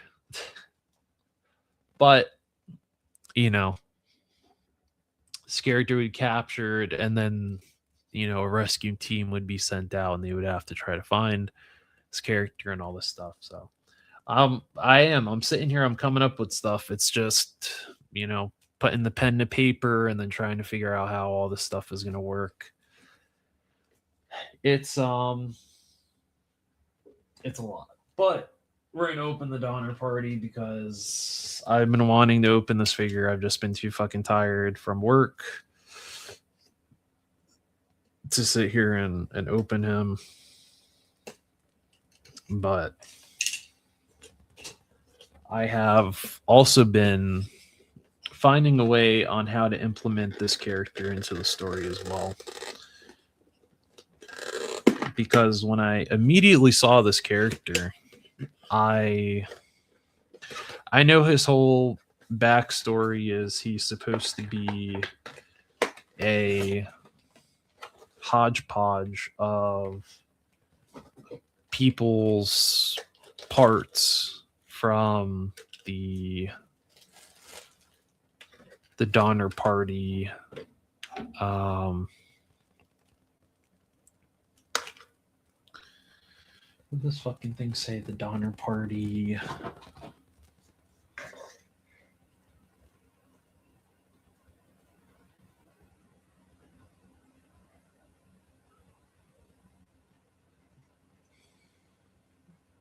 guess just the Donner Party.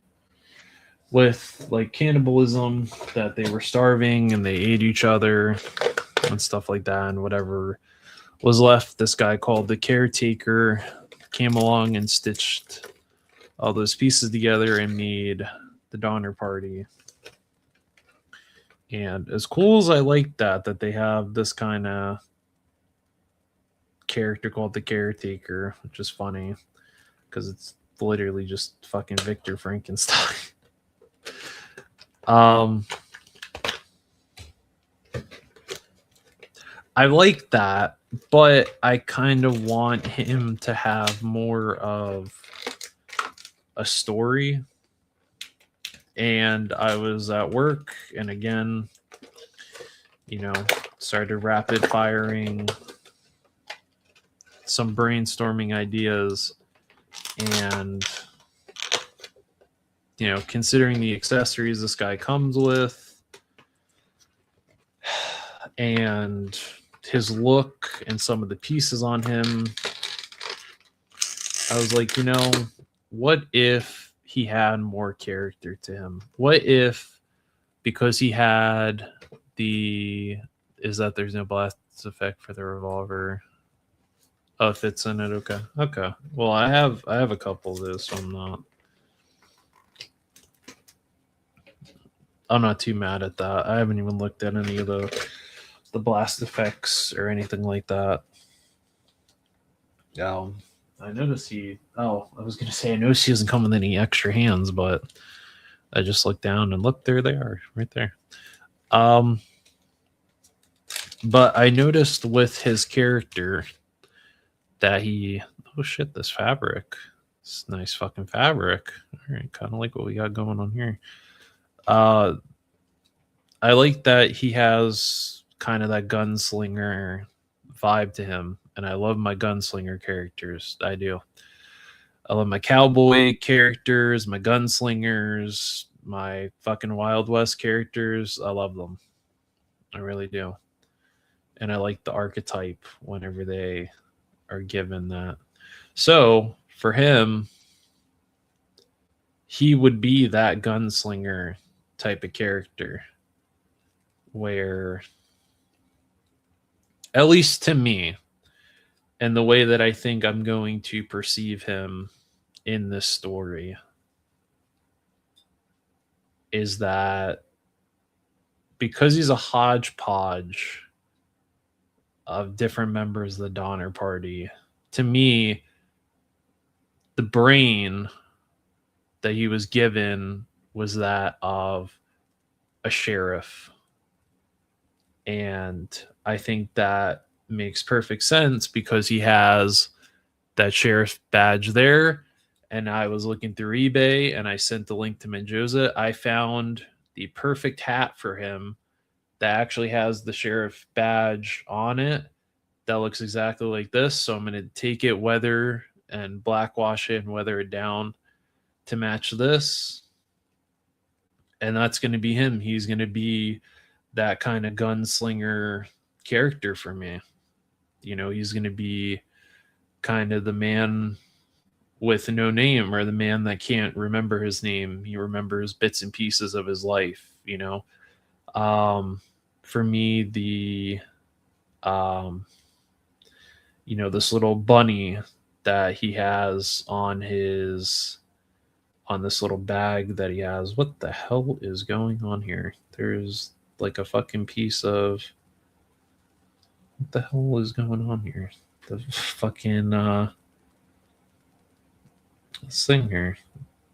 It's like his the little wire for his soft goods kind of poking out there. I don't know what the hell is going on there, but I just fixed it, so it's fine.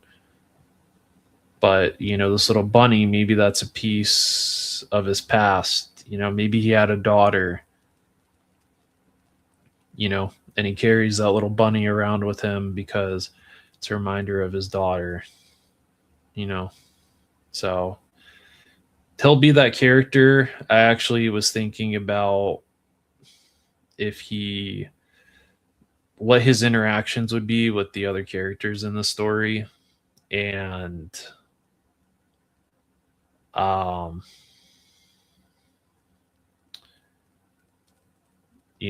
maybe he has a wife, which has me wondering, um if this is supposed to be a Frankensteinish character, are they thinking about making a Bride of Frankenstein-ish character? Because if not, maybe I will find a way to try to make that for him. Um, you know, but that's what he is to me. He's that kind of gunslinger character, like, this kind of cloak he has to me is kind of like a poncho. He's given the Clint Eastwood from The Good, the Bad, and the Ugly, the man with no name going on there. Once I get him a cowboy hat, he'll look good. Um, but yeah, he'll be that kind of gunslinger character. Like, he's got the revolver, he's got that lever action, which I kind of wish there was a place to store that. I don't think there is, unless they put in this bag. No. All right. Well, he's got no place to store the lever action, so I'll find a place to put that. So that's not an issue. I'll make something for him. The Thompson, I'll keep that with him. To me, maybe he has this Thompson because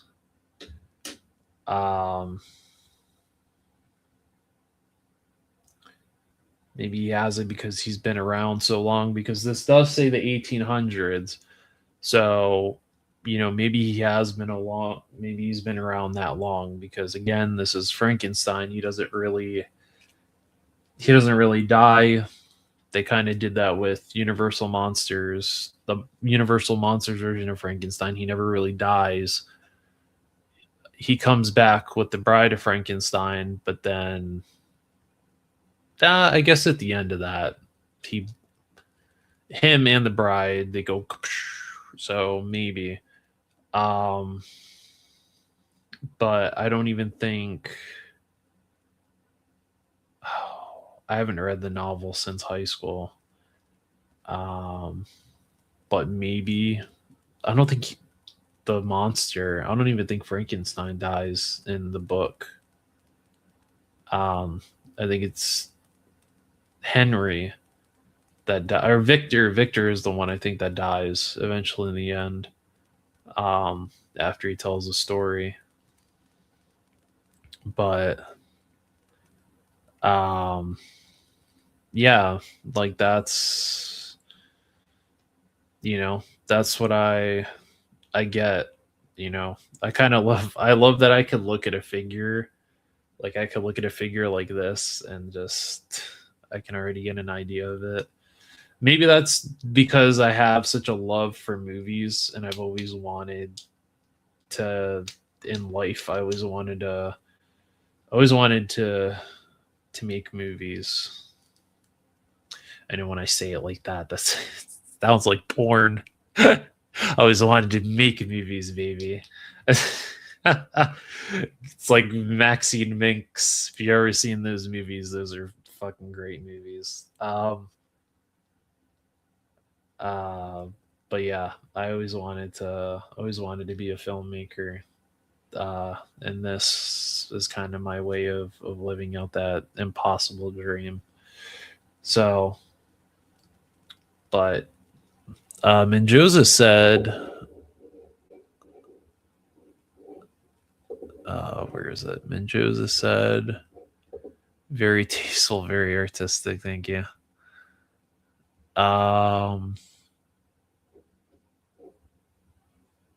Let's see. Stu brings up a good question. What's going on, Stu? How are you this evening? Does anyone know how to make tumbleweeds? That is a good question. I feel like Legend series might be able to answer that, but I would imagine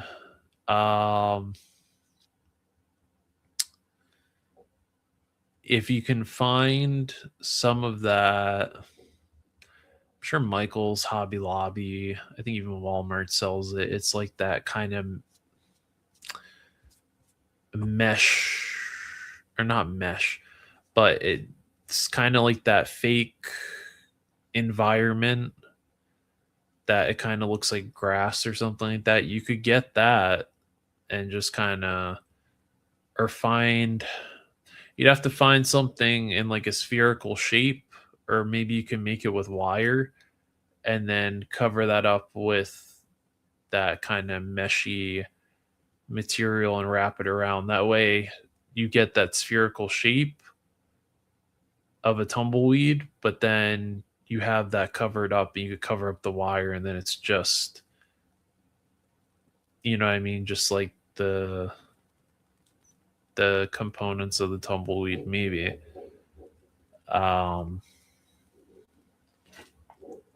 and very cool character visually. Little detail that really catches the eye. Like, what is the blue string? Blue string. I didn't even see a blue string. Blue string.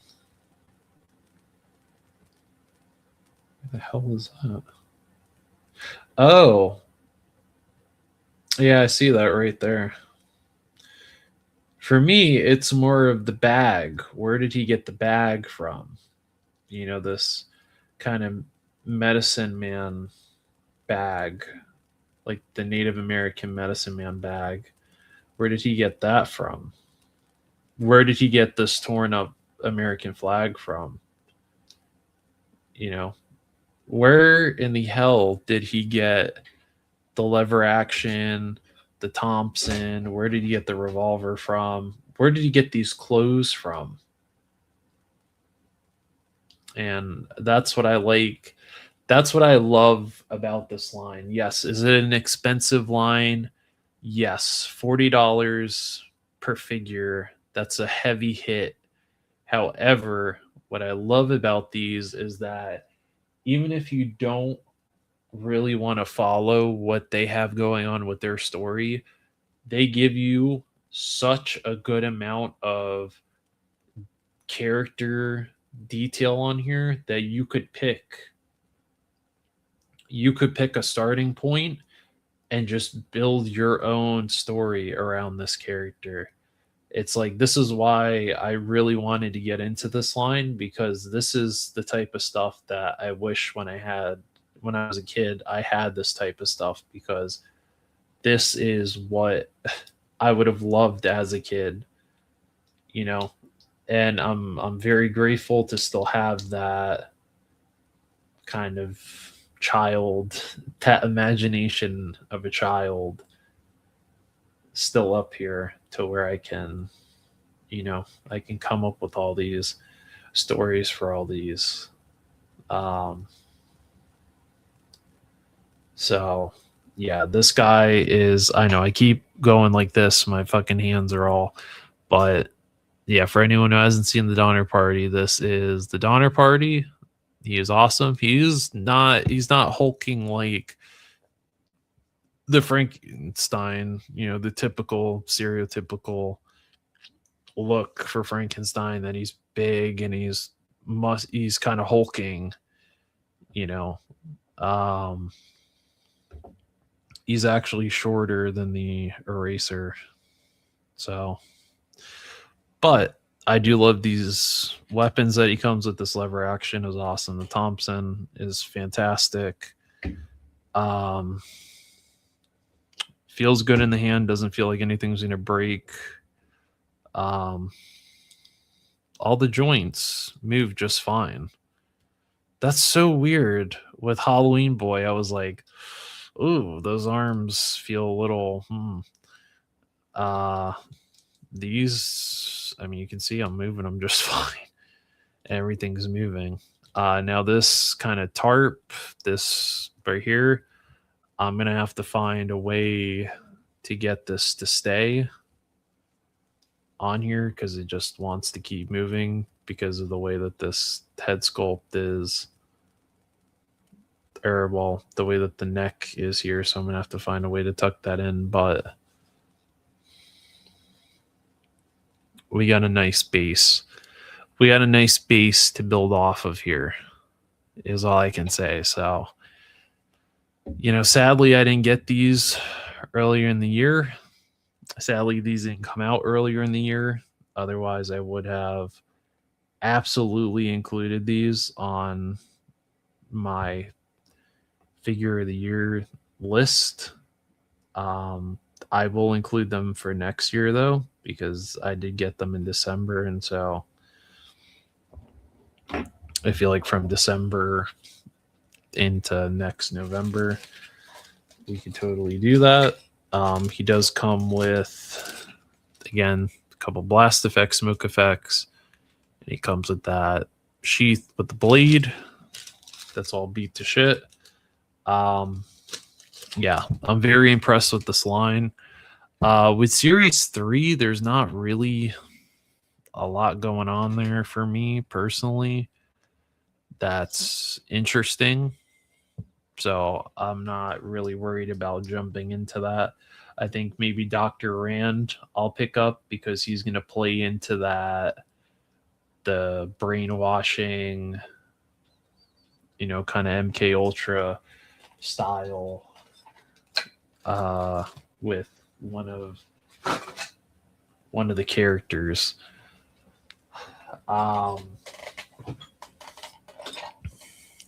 But yeah, definitely love it. Very tasteful. Vine type. Yeah, Vine type would be perfect. Front on the belt. That Thompson was collected while protecting his descendants in World War One. Two brothers from Legend of the Fall. One part is tucked under his bandolier, and his machete helps hold it in place as well. Dr. Rand, Dr. Quest. It'll be Dr. Rand for me, sir.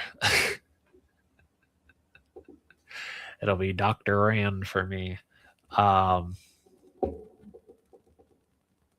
But yeah, it's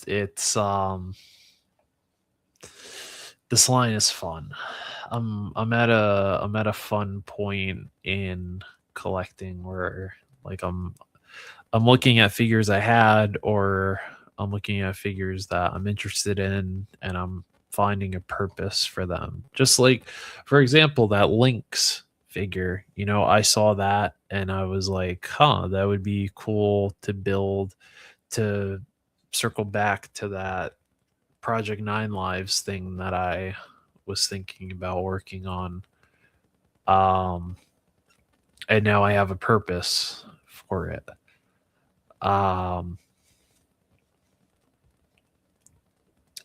It's just really cool. It's going to be, if everything plays out and I actually do end up doing something with it, I think it'll be really cool, and gives me an opportunity to do a bit of storytelling.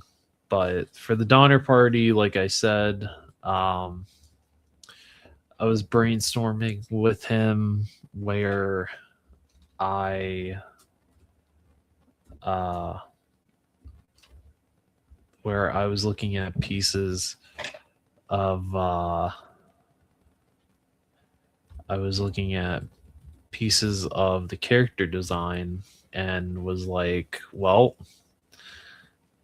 I I really think that this is the direction that I'm going to take this character in. And to me, this Frankenstein's monster will, if I do incorporate him, he will have a um he will have a good story and some good interactions with some other characters, and he will get a proper send off that I think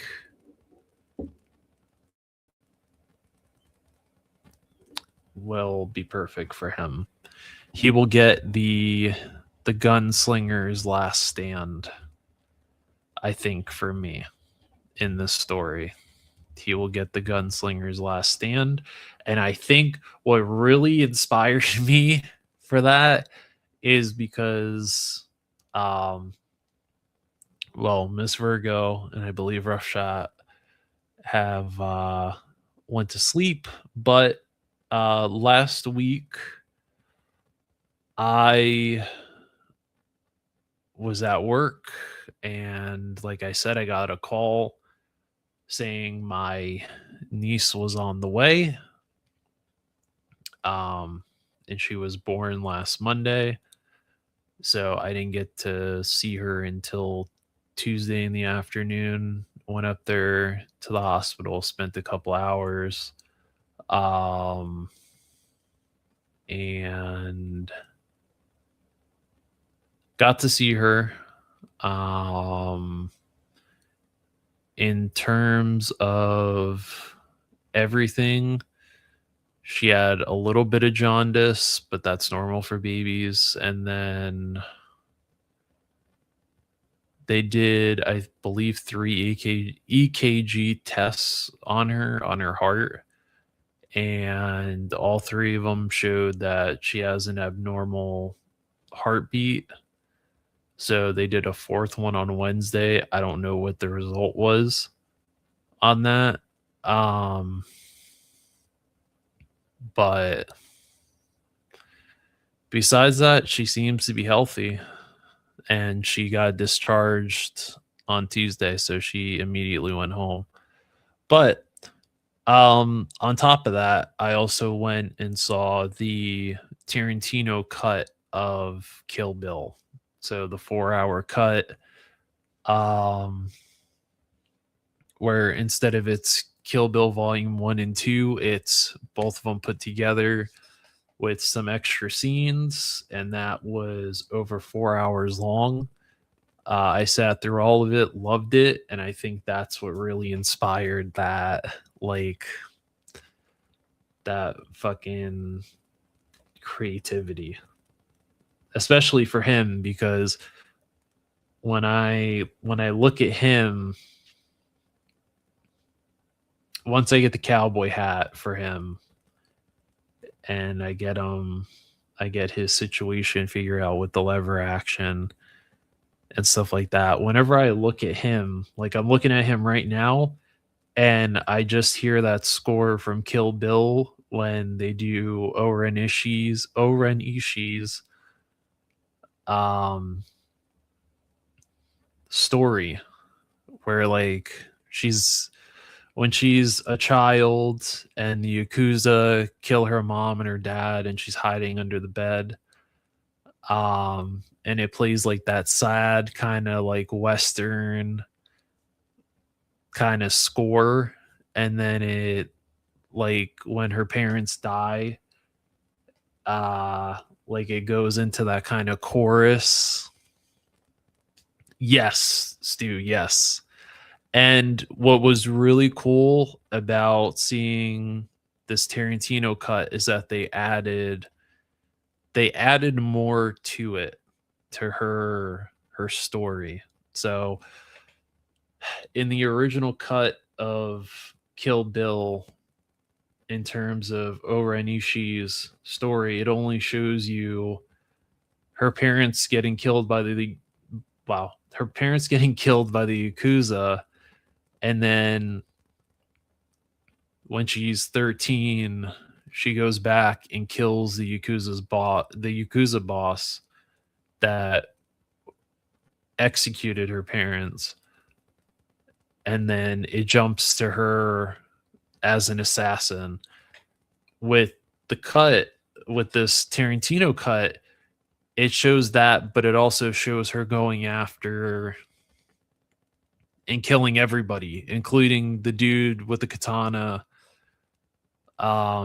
Pretty Ricky was his name. The dude with the katana with the kind of long hair, the one that stabs her, or the one that hands the Yakuza boss the katana and he stabs her mom in the back on the bed. She actually kills him, but the scene is really, really cool. They're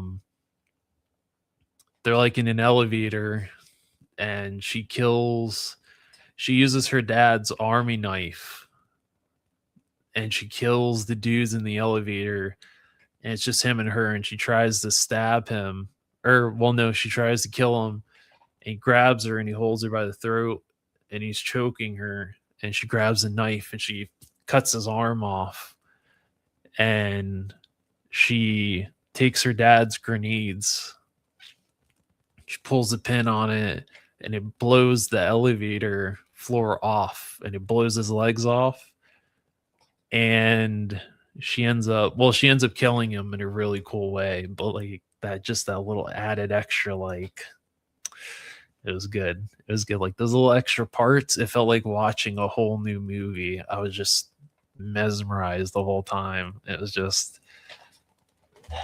good. I need to see if there's a way, if they ever released it on DVD or if they ever will release it on DVD, because I need that whole cut. I need that whole cut of the movie because it's just the way it should have been released. It's the way that it should have been released. But Harvey Weinstein, the asshole that he is, the piece of shit that he is, made him cut the movie into 2 parts instead of just releasing it as a 4-hour movie. So it should have been a 4-hour cut of the movie. That's how it should have originally been, but he was forced to cut it in 2 pieces. But I do love that movie. That is still holds up. I will, every time watching Kill Bill just feels like I watched it the first time. I'm just, the emotional parts get to you. The fights, they amp you up, and just seeing Uma Thurman as the bride, get her, like, see where she started and her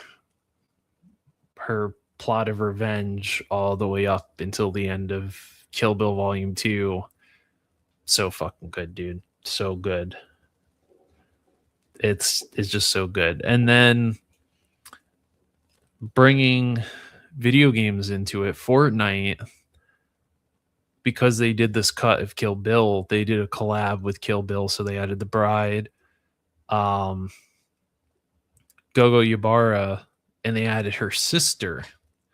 So Tarantino wanted to add that part into Kill Bill where Gogo has a sister and her sister goes after the bride for revenge, and they kind of did it in the Fortnite style, and you can watch it on YouTube. It's on YouTube for free, and it's really cool. It's like probably like 5 minutes or something like that, real short, but really cool that they added this little bit of effort, and they got Uma Thurman to come back, and it was really cool. So if you ever get bored one day and you want to take a look at that, it's pretty cool. All right, so we are gonna look. We're gonna do a little bit of shopping. To my 3 viewers that are in here, we're gonna do a little bit of shopping because we need to find something to fit the eraser. All right, and I blame Woody because Woody keeps making me want to look at Gridiron and look at this damn, what is this called? The Hound. Keeps making me look at the Hound. And I keep looking at this damn thing and getting tempted each time to buy it. And I'm just like, oh, why, Woody? Why? Why do you do this to me? What? I even want this Phalanx too. And you know what? If I end up getting, I think we're supposed to get a bonus like in January, I think, or no, February, I think next year. So if I end up getting that bonus, there will be signs. There will be signs. But I'm gonna wait until they do the Alley Viper colors for this because that'll be their vehicle. Be the vehicle for the Alley Viper, so it'll have that Alley Viper camo design. But I really want this Hound, dude. Like, it's pricey, but I'm just like, ooh, I kind of want it because it's a dune buggy. It's like, I can't help it. It's a dune buggy. Dune buggies are fun. And I think I would get the where is it? I would get this one. I would get the Shadow Hound. This is the one I would get. I would get the one in the all black. If I were to get one. If I were to get one, I would get one in the all black. Because this as a stealth vehicle just looks so much cooler. And I get it, you know, the green is more the Awe Striker color, but this just looks so good with the like red off-road lights. Like, this thing just completely blacked out is just so cool. And I think you get all this for that price. So you get the Hound and you get this attachment on the top, this like minigun or Gatling gun or whatever you want to call it. So that's pretty damn cool. I don't know if they have one where it doesn't have this, but you get the grenade launcher and you get that on the top, this turret, this auto turret on the top, which is really cool. It showed a minigun. Oh, you put, oh shit, that's cool. All right, that is actually really cool. You put the minigun on the back. Oh, that's cool. So you can mount a minigun on the back of this thing. So you could put somebody in the back of this firing off the minigun. Oh, that's cool. That's genuinely very cool. Yeah, that's pretty awesome. That's fucking dope. Beautiful. Yeah. And I would wait that 30 to 45 days. I would totally wait. I would totally wait for that, but it's just, I don't know, it's just that just stealth colors. They speak to me. They just speak to me. Even this one in the like police one is also really cool too, but I don't see. Oh, maybe it's the jungle one. Is the jungle one in the green? Is yeah, I think the jungle one is. Yeah, I think it's this kind of classic all striker color. Damn, that's fucking badass. I like that. Yeah, and then for the phalanx, I think all they got is the desert, jungle, the shadow one, which also doesn't look bad either. But oh, and then this one too, the SWAT. But anyway, we're getting a bit distracted here.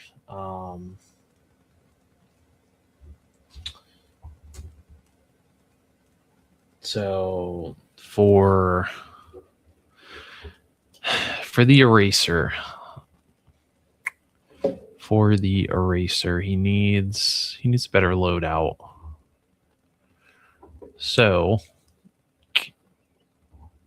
what could we possibly give him that would fit? I don't know if Minjo's this year. He might have nodded off. I might have put him to sleep. Now there's a few options. Because I'm putting him with Cobra, and they're more of the sci-fi kind of futuristic faction, I would either give him this, which is called a Tech AR,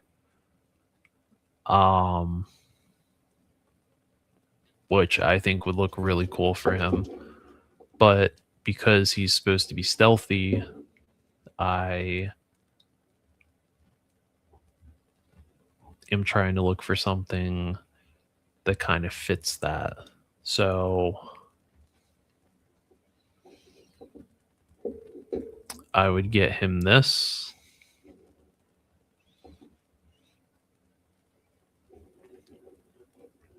As the suppressor, foregrip, the kind of holographic, I think, sight. So this, wow, it's an unflattering picture.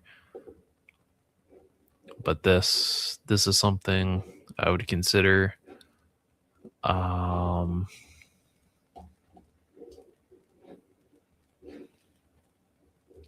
What the hell happened to my? Hey. I was looking through this stuff.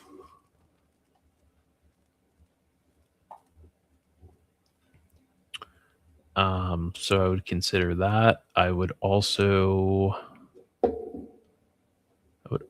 consider. Let's see. I would also consider.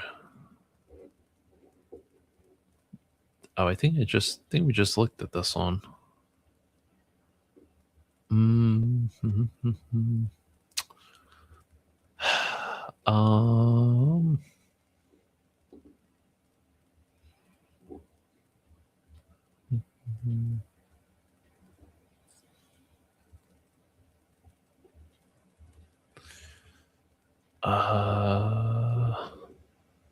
This one. This M4 right here with more of a long range scope. The underbarrel with either the flashlight or the laser attachment on the bottom. The green laser up top. That could be a red laser, depending on your preference. There is also see.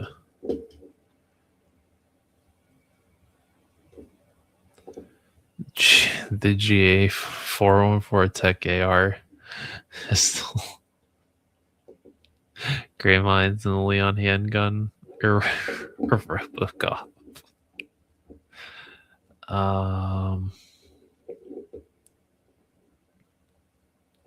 Actually, it wasn't this one I was looking at. I was looking at this one right here, this Tech AR, because it's only $5 right now. It's the one that's on sale right now.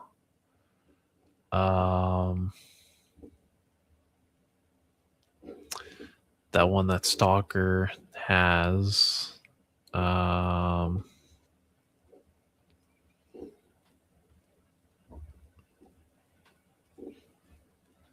Let's see. I'm looking for something with a suppressor on it. Even though, you know, in real life suppressors do not work the way that they do in the movies. I was also looking at the GA0020 right here, or actually, is that the same? Oh, that's the same one. Well, I guess I was looking at both. I was looking at both versions, either the Viper Gray or this one in black. I'll probably get the one in black.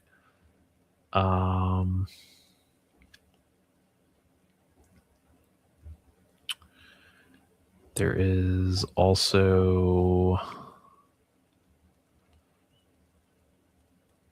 oh yeah, that one I was looking at. Let's see. Oh.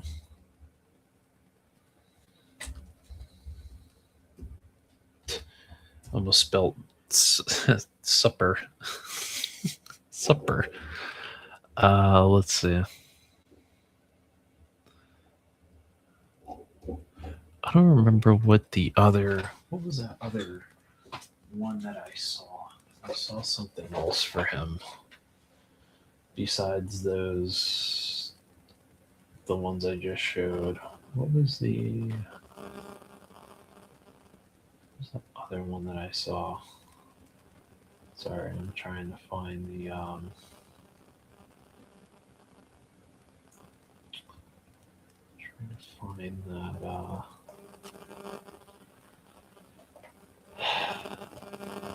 because I had a whole little cart sitting here. Yeah, that one, the one I just showed. And then I also saw this as well. So either one of those, or where is it? This. Because he already has that rifle right now. So I was like, well, why don't we give him a sniper version of, what's it called? How about the GA0394 fixed mag?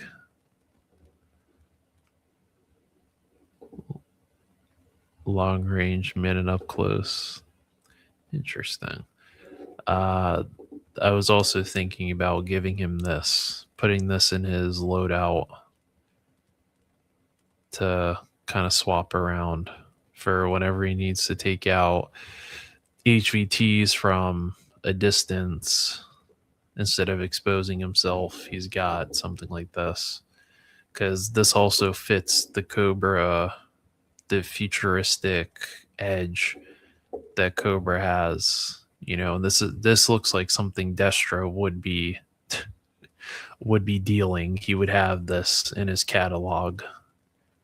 So I felt like that also fit too. But I feel like he needs a sniper too, because like I said, he's going to be that kind of, you know, that kind of Black Watch type of character where you send him out. You don't put, you give him just enough intel and then you scrub it. I also was looking at the GA 0562. Oh wait, no, not that one. We just looked at that one. The one that was next to the GA 0562. The GA 0208A. I was also looking at this one too, because this also doesn't look too bad. I think that also works for him, but again, he would have just different types of loadouts to work with what he's got. He's got that rifle that he came with. The M4 would be for that. I would also say, because I have a couple of extras, the SOCOM that Valiverse made, I would also give him that too, because that's a silent weapon. But what also makes me really excited is when Valiverse comes out with that Sam Fisher, I have somebody that can go toe to toe with that Sam Fisher. That Eraser fighting Sam Fisher from fucking Splinter Cell. Oh, so good. So good. Cannot wait.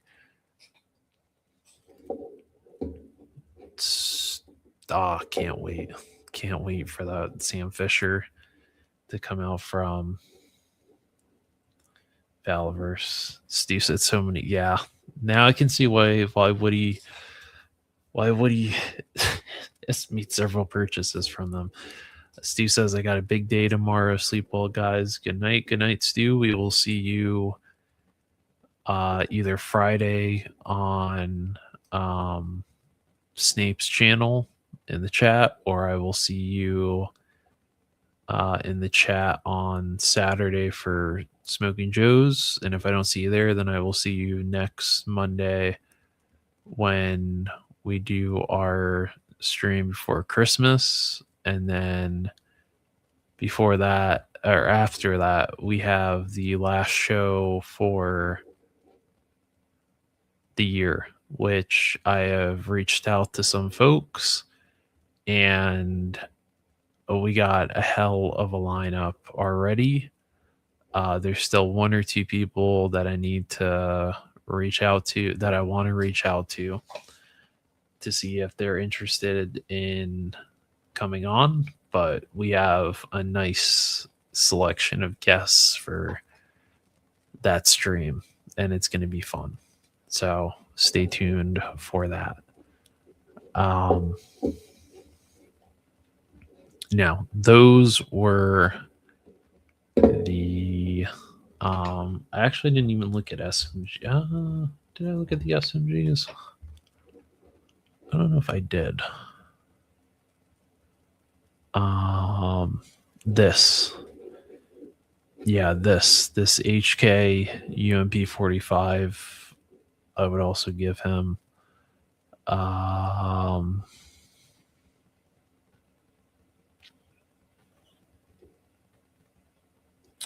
Oh, I like those Tech 9s. I like those.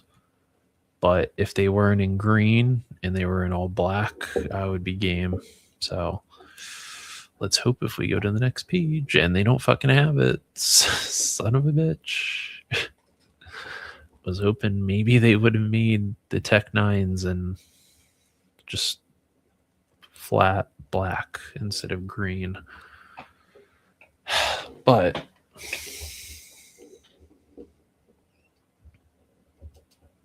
Oh, I was also looking at that too. I was gonna say, because he's, because he's a British man, you know, you could also give him in his arsenal. You could also give him one of my personal favorites, the G36. Um, Personally, one of my favorites. I have used this weapon several times throughout the older CODs, and just in video games. If it's a weapon that either I can unlock or I could use in the game, I always go with it because, like I said, it's ultra reliable to me. It's like the M4; it's ultra reliable. The few times I played Ready or Not on stream, I used the G36 in my arsenal whenever we would do, um, well, depending on the mission. If it was the nightclub hostage mission, I didn't run the G36. I think I ran the MP5. No, I ran the MP7. Or maybe it was the MP9. One of those. I ran an HK in there. But if it was a mission like the Elephant, I would run like a G36 on there. Or the one where you have to raid like a cult. It was like an all women's cult compound. I think I used the G36 for that too. Or the Valley of the Dolls, which had the basement where they were filming inappropriate stuff with children. That mission, I think I used the G36, but I deleted Ready or Not because I got bored of it. Like, surprisingly, the game gets real fucking boring. Alpha Red, what's going on? But yeah, that game got really boring. And it sucks because, like, the other missions you had to buy the DLC for, but it's also hard to get fucking S rank on those missions too. Like, to get it to where to get S rank, you can't kill any of the suspects. So if you're playing a mission on Ready or Not and there's a hostage, you cannot use regular weapons. You have to use like the pepper ball gun or the taser. And that shit is hard. And I've ran games with randoms where they had gear from S rank missions as rewards. So it's hard. That game is not easy to. It's not an easy game to just nail on the first try. Like, you really have to. If you're playing with a group of friends, like, all of you need to be focused. It's not like Call of Duty, it's not like Battlefield, it's not like Fortnite where you could fuck around and talk with your friends while you're playing that. It's like you have to be completely 100% focused. Like, your volume and your headphones needs to be turned up the highest amount that it can, because you have to be able to hear suspects talking. You have to look at the floor because some of the missions, the suspects booby trap the floor And like when you die in a mission, that's it. Like you only get like 4 or 5 teammates, and like when all of you die, that's it. Like the game ends. And so you have to go back and do the mission all over again. So it's frustrating. Yeah, I'm definitely gonna grab the Tech AR for sure. But yeah, the G36, I love this case too. This like weapons case is really nice. I wish I didn't have gridiron stamped. I wish I didn't have gridiron stamped on the inside, because you could use that for a play motion, because that's actually nice, and it has like the padding and shit on the inside. That's nice. Yeah, that's really nice. I like that. That's like, I wouldn't mind paying 30 for that, because the most of that cost is going to be in the case, and the fact that you also get that really nice handgun too with it. So you're technically getting 2 guns and the attachments in the case for $30. So that's not bad. And like, look at that. That's nice. I like that. But anyway, that's what we were looking at on Gridiron. But then I went to another site because of the shotgun. All right, hang on. You know what? We actually didn't look at shotguns on here.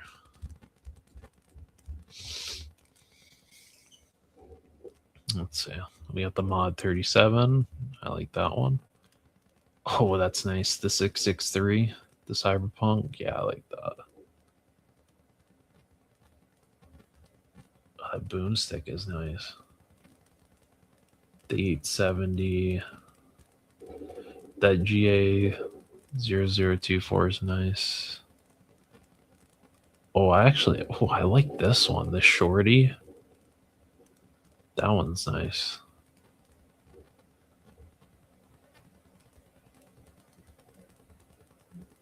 Oh, I like that AK too, the slug shot. Spaz 12, one of my favorites.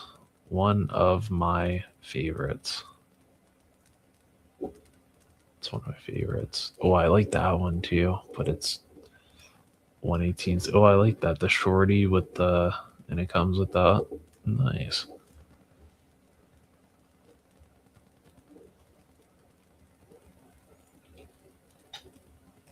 Yeah, I got a couple different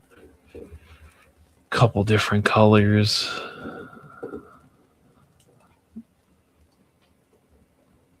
The Billy.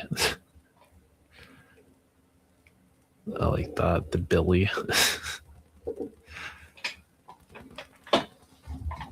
Actually, I would give my classified spirit that, but I gave him a sniper rifle. I gave him a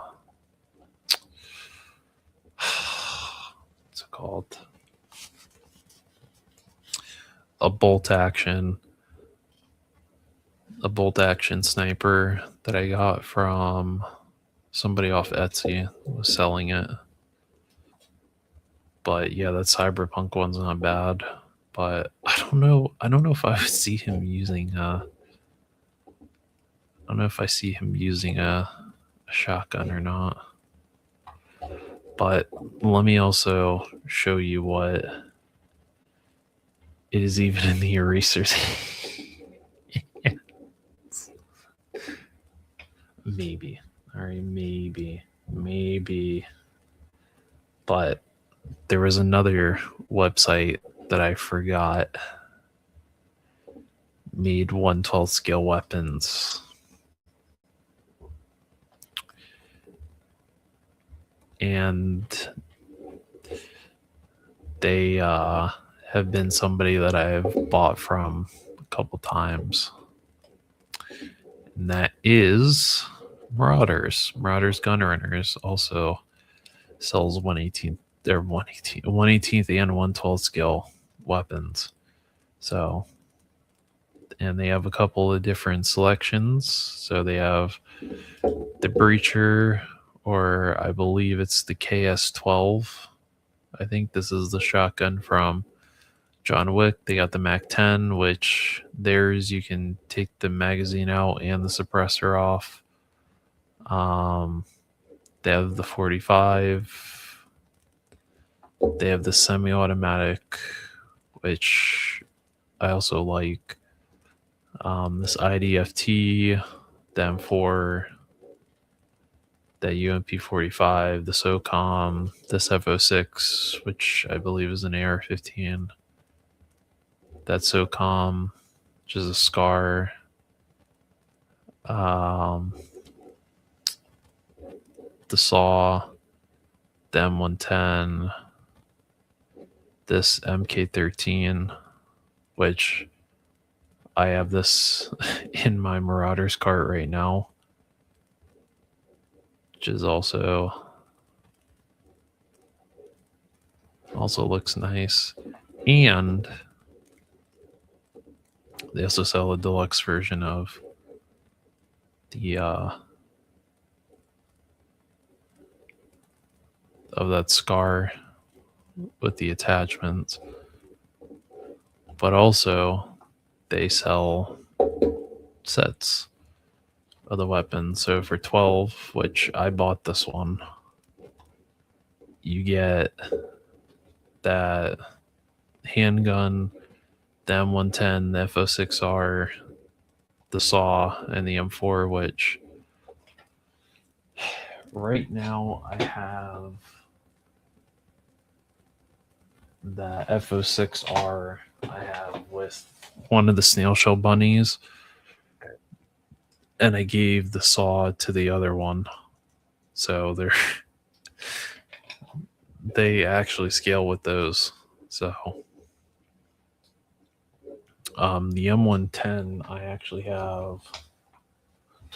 I think I have it right here. I just have to put the scope. Oh shit, that's right. I have to fucking glue the scope back on it. I forgot.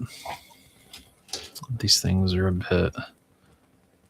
Oh shit, I have to. Forgot. I had to get super glue. That's right. I had to super glue these fucking parts back on. Well,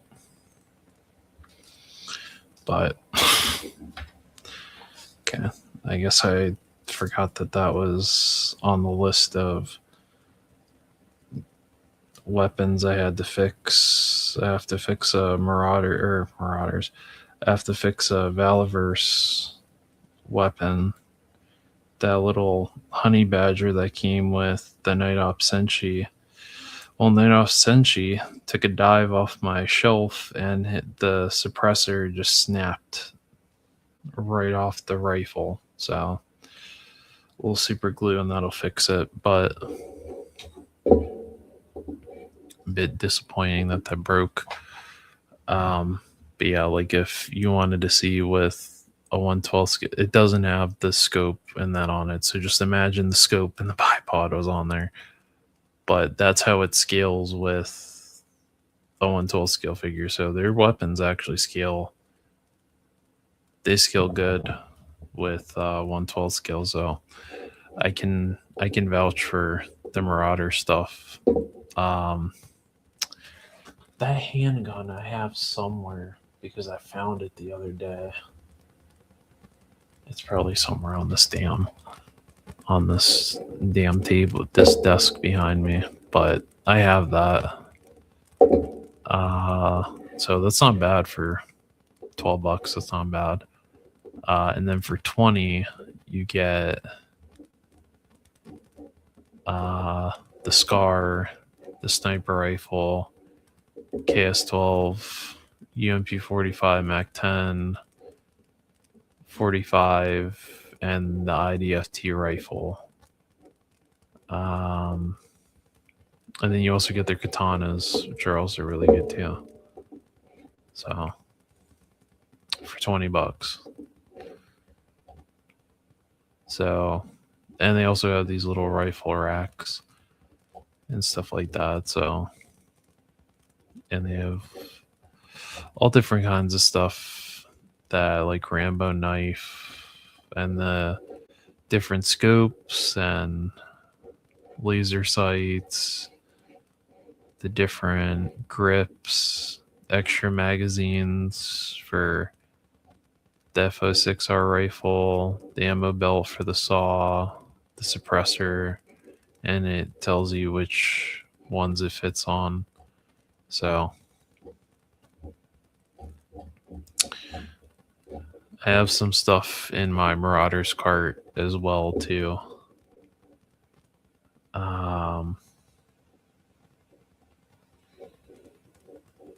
Oh, Frank came back. Frank came back. I like that saw compact. Yeah, this one, it's good. I have. Let me go grab her because she's on my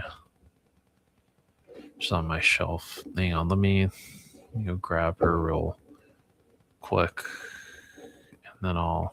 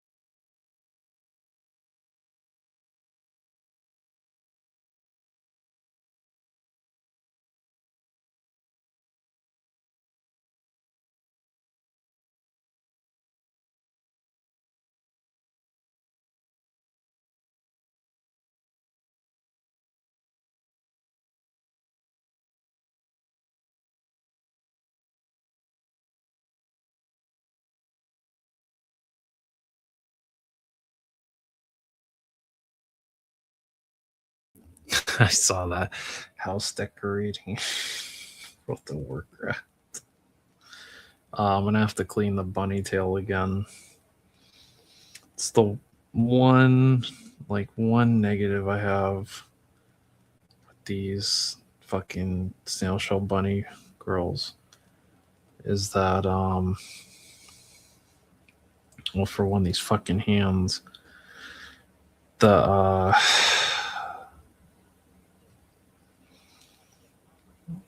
hands are a bit of a pain in the ass.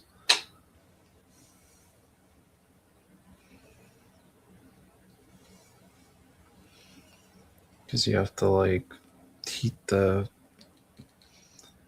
hands up.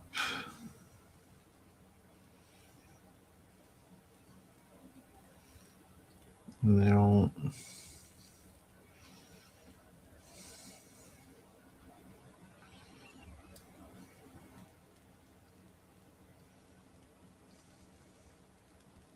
There's fucking hand, dude. I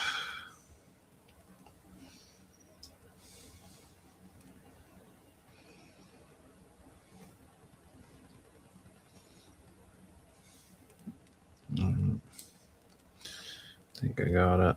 There you go.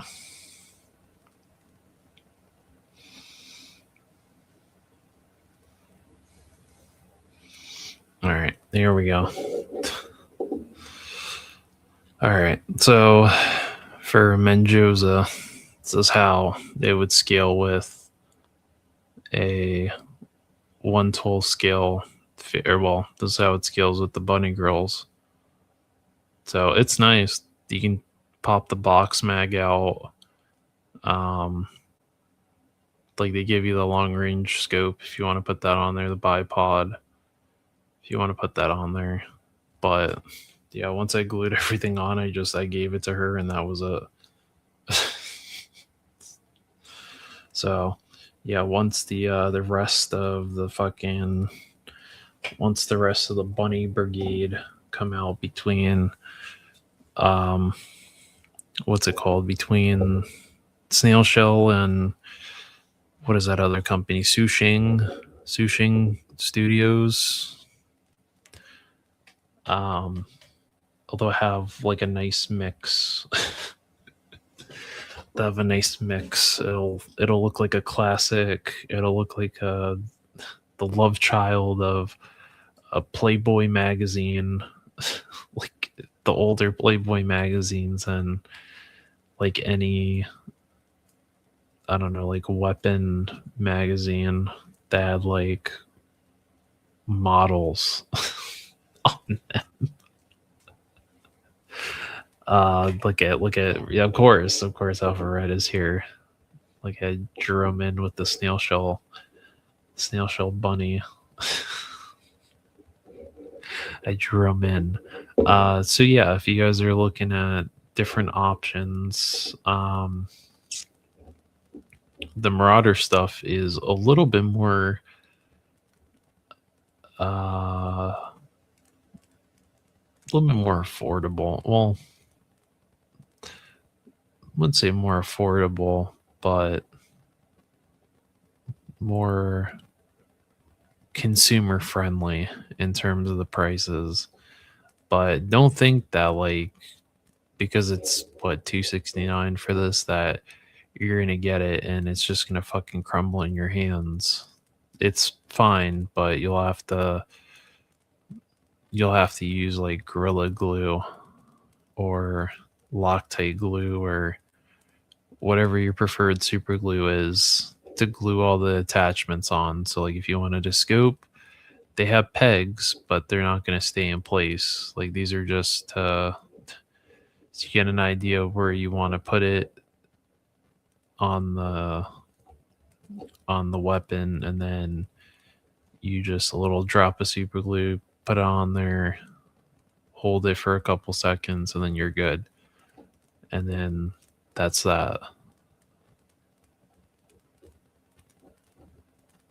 But yeah, just figured I would let you know. World of Warcraft. That's awesome. I didn't know World of Warcraft was still going unless they brought it back. That's pretty cool. And then what is our last bit of business we need to take care of before we end stream, because it's been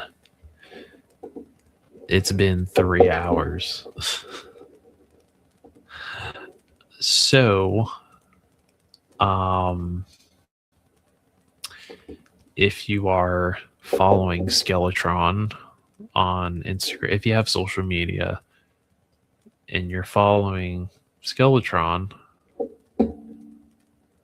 you would know that this went back in stock. The Robo Skull is back in stock now, people. So if you want one, I believe this is the last run that they're doing of this. So once this sells out, that's it. I don't think they're doing anymore. So I would say if you want one, I would say get one. They do have payment plans. If you go through shop, you can do payment plans, and you don't get, it just sets you up. So it'd be like a payment every 2 weeks, and they tell you how many payments you make over that period of time. I did it with I've done it with a couple of Valaverse orders where I was a little pinched.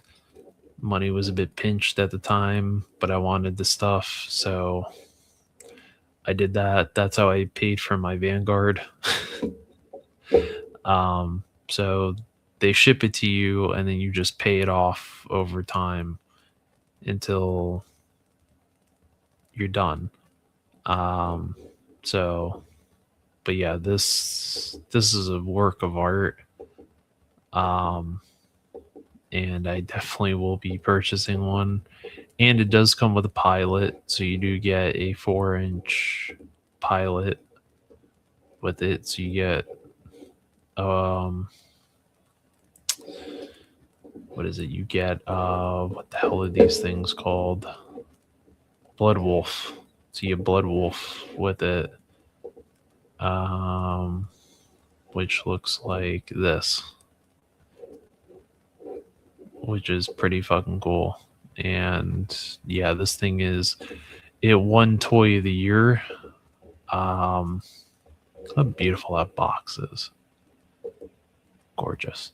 And they give you stickers. If you want to put the stickers on there, you can. But this thing is just fucking awesome. And I will be getting one.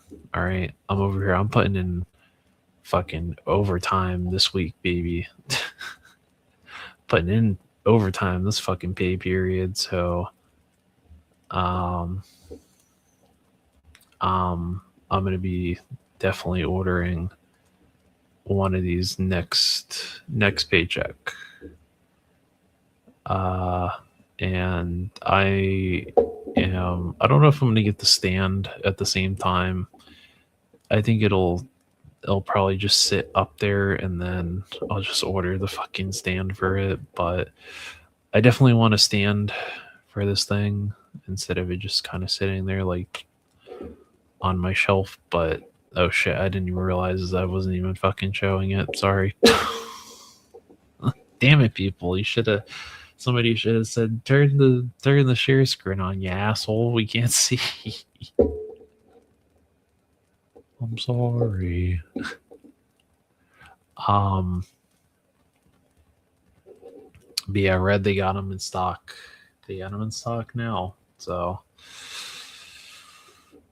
um unless you're going to any of the conventions they're attending, you just get it in person. But I believe it's $4 shipping for this as well. So that's also not bad. Because this thing is a pretty big ass box. I've seen people like the three that they had at DFW. I watched the guy walk away with this. It was a big ass box, so $4 shipping for this is not bad at all. So I'm definitely getting one. This is a fucking guarantee. So I would have I I would say, yeah, with the shop pay, I think after tax this thing is like 274. I think so. If you did four payments, it'd be like $467 payments or 67 and change. So when you checked out, that would be they would charge you 67, and then after that every 2 weeks you would be charged $67. So like a month and a half,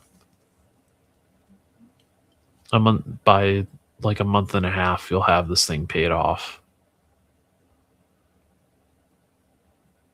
Or actually not even a month. No, yeah, like a month and a half you'd have this thing paid off. So just saying, it's worth it, and I would do it because yeah, like I said, once these things are gone, that's it. So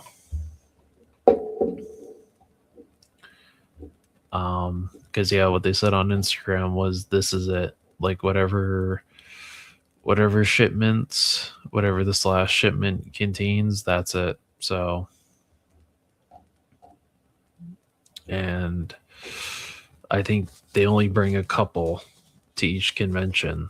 So once those sell out at conventions, that's it. Now the figures I think are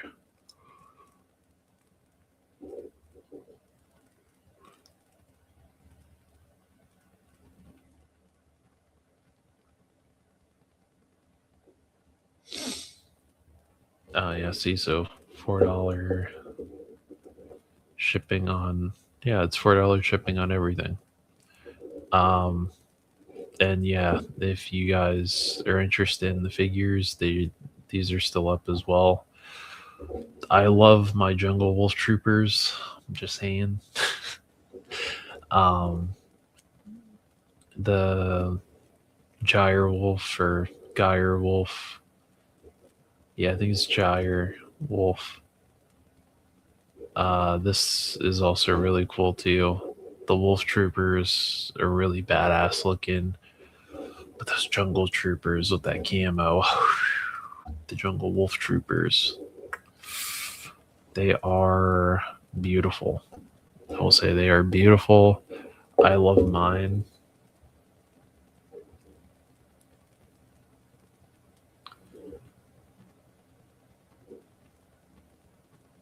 Let's see. I was gonna say, but I knew what you were talking about, but it passed for me. I thought you did not want to get struck by the tube. What tube? Oh, I don't care. I don't care. I'm not hitting 500 subs anytime soon. At the fucking rate that my videos are going up, yeah, I don't think so. But then they'll make a yellow or blue one. The figures I can squeeze some in.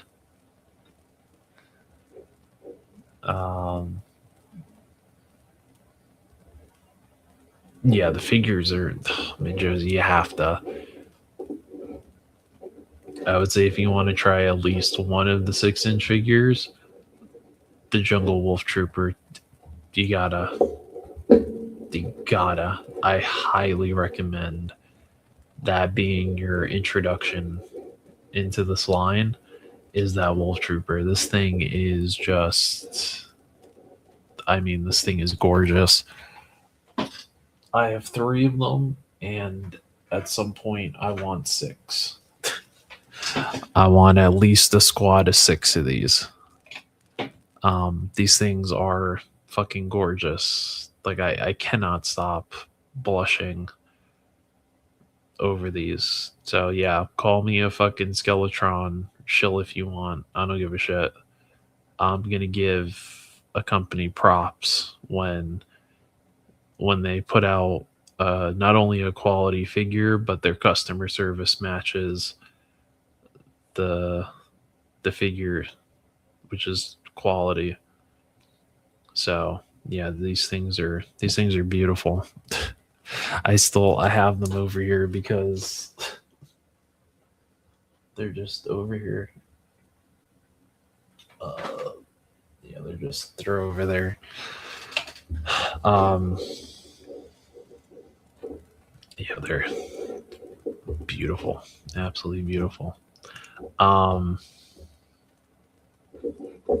yes, gentlemen, I believe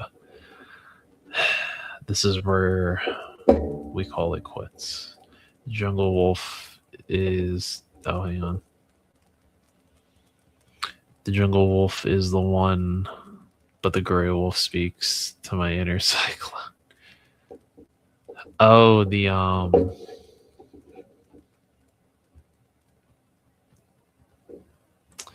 which one is that? That's the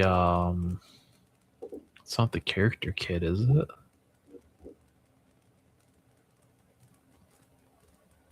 Oh, you mean the one with the vac metal? That one's also really good. Yeah, that's the one that you're. Yeah, Action Skeleatic. You know, that is actually really funny because there was a couple years ago that there was this guy. I don't know if he's still on YouTube, but there's this guy called Skellywags TV, and he got into some beef with someone I know on YouTube, and yeah, that reminded me of. reminded me of that. Yeah, if you go back on my channel when I was like consistently doing the Joy Toy 118 scale figures, he was what's it called? Yeah, he was commenting on my stuff. Um I'll check out the Jungle Wolf Night All. Great time hanging out with you all. Frank, I'll see you on Friday. You better be there. You better be on that show, damn it. They're gonna make fun of you. Oh, he's still on? That's crazy. Um yeah, Frank, you better be on Friday. Svirgo's gonna break out the fighting words if you're not out there. Not on Fumlin's channel. Bring my top three. Oh, damn. Top three Christmas movies. Ooh, shit. All right. All right. I know. I love how I've just started, what's it called? I love how I've just started ending up on like Snape's fucking Friday show. Was like it was like one time uh what was it? Was it like 2 weeks ago? Snape kept asking me. He was like, "We need to get off on. We need to get off on. We need to get him on." Uh, and then finally, I was able to work out a schedule with my job, and then Miss Virgo sent me the link. Uh, and then last week, I was on because she messaged me on Instagram, and she was like, "What are you doing on Friday?" And I was like, "Oh, I work until 7." And she was like, "Well, whenever you get off work, let me know when you get settled in." I was like, "Okay." And then I am now a part of Snape's I guess every weekly live stream now. What is it? Tales of the Outer Rim. So now that this is where we're ending the show, finally, I'm sure all of you are like, "Ah, thank God he's done. He's ran out of energy. Finally, he'll shut the hell up if I could turn the stream off." Uh, so with that being said, um, if you have Instagram, you're not following me on Instagram. Excuse me. I no longer use the Action Figure Addict 112 Instagram. I just have it, but it's kind of like a dead Instagram. I don't post on it. The one that I post on most often is 112 underscore photography. Um, so I'm usually posting on there. So you can check me out there. Um, Shane told me that I need to start streaming. I need to do more video game streams. So I did one a couple days ago. Played a little bit of the new season of Fortnite. Um, I don't know what happened to my mic, but I was talking. But when I went back to go watch the live stream, my mic just never picked up on stream. So how that happened, I don't know. But I got a pretty good win that stream. So if you want to check that out, I had a really good win. So I am always switching up the games. I think I might jump back into Helldivers because they did an update for that. And I haven't played in a while. So maybe I'll jump back into Helldivers. And I don't know if I'm going to play the rest of the season for Battlefield. They like recently switched up the map because like the first half was based in California, and it had this really nice mood that I liked. And I really liked that map, and then they switched it for the winter. And I don't like it now because I don't have any Like none of the operators I have in the game are in fucking Arctic colors. So I don't fucking blend in. And to get those like snow camos, I would have to like really hardcore grind the game. But um if anyone is interested in that, I wouldn't mind streaming that one night. What else? Fortnite would be in the rotation. The only thing I will not stream is Warzone. I have officially retired permanently from Warzone. There was a period of time where I was streaming that, but after this recent COD that came out, ooh, yeah, they are bringing all that shit to Warzone. So I'm not dealing with, um, jumping Jelly Bean Johnny hitting me with a fucking shotgun while he's over here jumping around like a kid on a sugar rush. So I'm not dealing with that shit. So no. Um it was fun. Warzone was fun last year.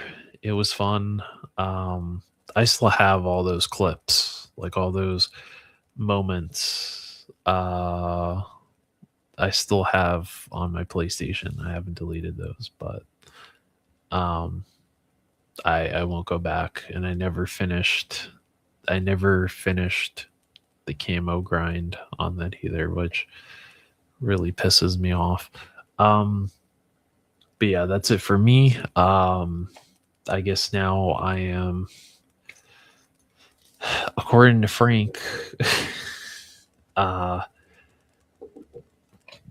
they want me on Tales of the Outer Rim every week. So um if you're free on Friday evenings at 7 o'clock, you can check out Snape's channel, Fumbling Through the Galaxy, with Roughshot, Miss Virgo, of course, Frank.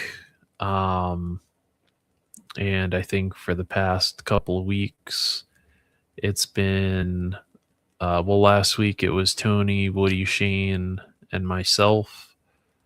And then the week before that, it was Woody, Shane, and I.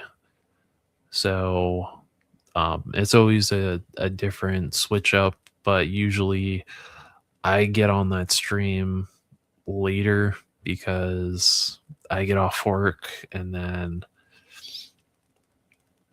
it takes me a minute to get home. So um so I end up getting in there like by the time the first hour hits. So I'm there for like only an hour, and then post show I'm in there for a little bit until everyone leaves. So you can catch me sometimes on Fridays, and then next week will be our before Christmas episode for that. And I did actually order, I don't know where the fuck I put them. Oh, right here. Actually, I have to fix one of these little hats, but I did order some hats off of Etsy, so I will be working on those. I need to fix this little Santa hat because it wasn't sitting right. Um, so yeah, I need to do that. I also need to do my top 10 list and figure that out. What we're doing for the other, I guess the other winners for top 10, because all of you already know what my number one figure is. I cannot stop talking about this figure, the Romanki Gun Girl. And then below that was the Revoltech Harley. And then like figuring out 3 through 10 is really hard. Just because almost every figure I bought this year I really liked. There was only a few that I didn't. I didn't really like, and I sold those. So I sold those. For Alpha Red, of course, I'll have to put Mama Yor somewhere on that list because she's also a very good figure. Um, so it'll be tough. It'll be tough.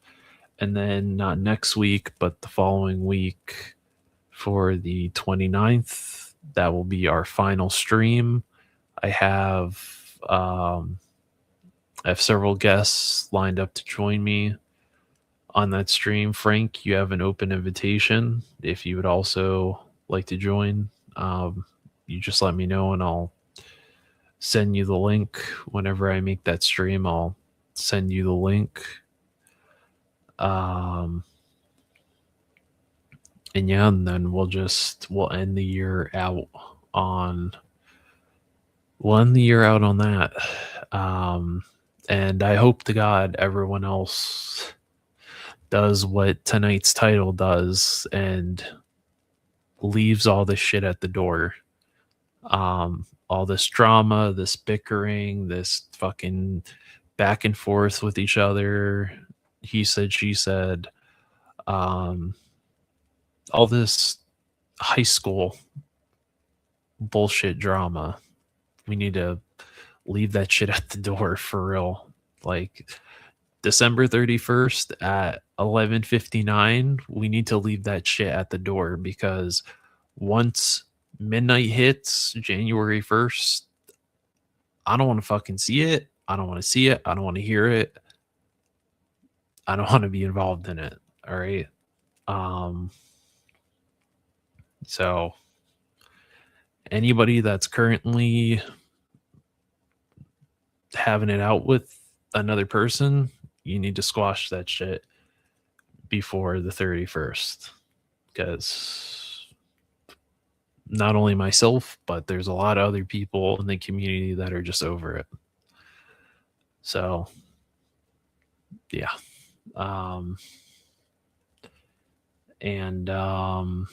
You know what, before I leave, because Woody's gonna listen to this in the morning because he's always a replay squad because I go too late for him. Shout out to Woody. If you haven't seen his most recent video, I recommend checking it out. That man spoke his words on something that recently came up that he brought to everyone's attention. And Joseph says, "Good morning, Woody." He brought that to everyone's attention. He handled it respectfully. Handled it like a mature adult, which I appreciate. And he also had some really great pickups in that video too. I was genuinely surprised at that Omega Supreme. That shit that's the size of a small child. It was crazy. I didn't realize that Hasbro made Transformers the size of actual children. So yeah. And Frank is telling me I should go another hour. I don't know, people. Should I go for what, like another 20 minutes or so? Because I'll drag this bitch out to 4 hours. Woody's not going to be happy about it. So you'll have to hear Woody complain. Because the last time I dragged out a stream, that was for 7 hours. That was a 7-hour stream. And Woody was not happy about it.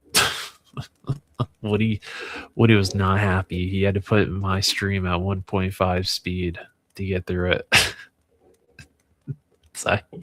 That's how you know I crossed the line when Woody 222 has to hit 1.5 speed to get through one of my streams. So,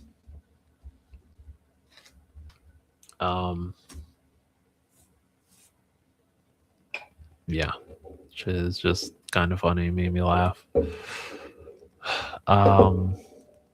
But yeah, in terms of Minja said, let's go. All right.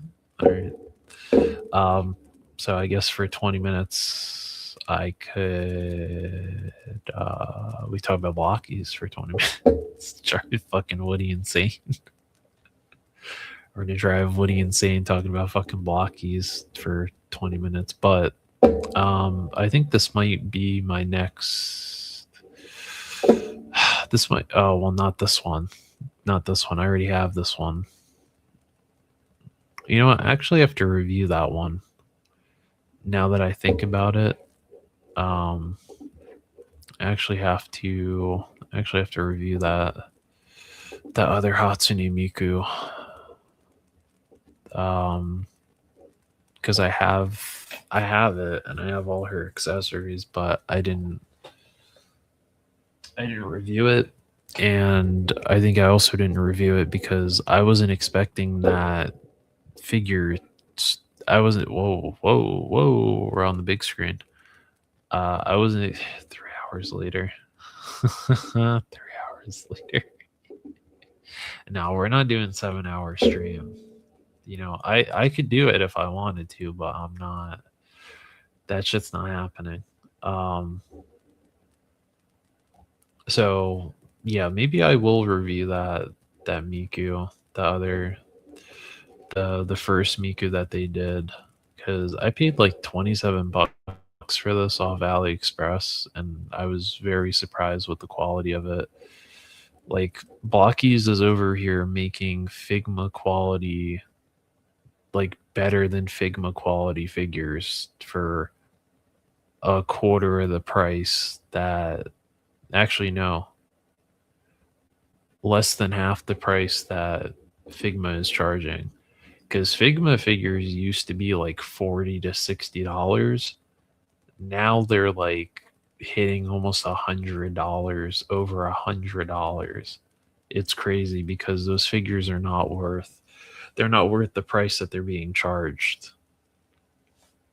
You know, some of them do have like really good articulation, but some of them are not. Like you're better off getting a Figuarts or a Revoltech Amazing Yamaguchi figure. Like you're better off just taking your money and getting a Revoltech figure or something like that, because you're gonna get more. You're gonna get more out of it. But yeah, I have this one. I think this is the one that I'm gonna probably buy in the morning. Is this one? Because I saw it on eBay. If you get it off the Blockies website, they hit you for some ridiculous shipping fee.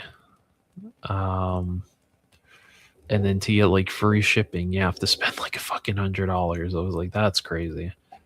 So yeah, I'm gonna get this one, the Vivid Echoes Miku. I don't know what this design is from. I've been trying to figure that out, but I do really like the contrast of the yellow and black on here, and it kind of reminds me of K-pop Demon Hunters, which is taking the world by storm. It really has. And I'm not knocking the movie because I genuinely liked it.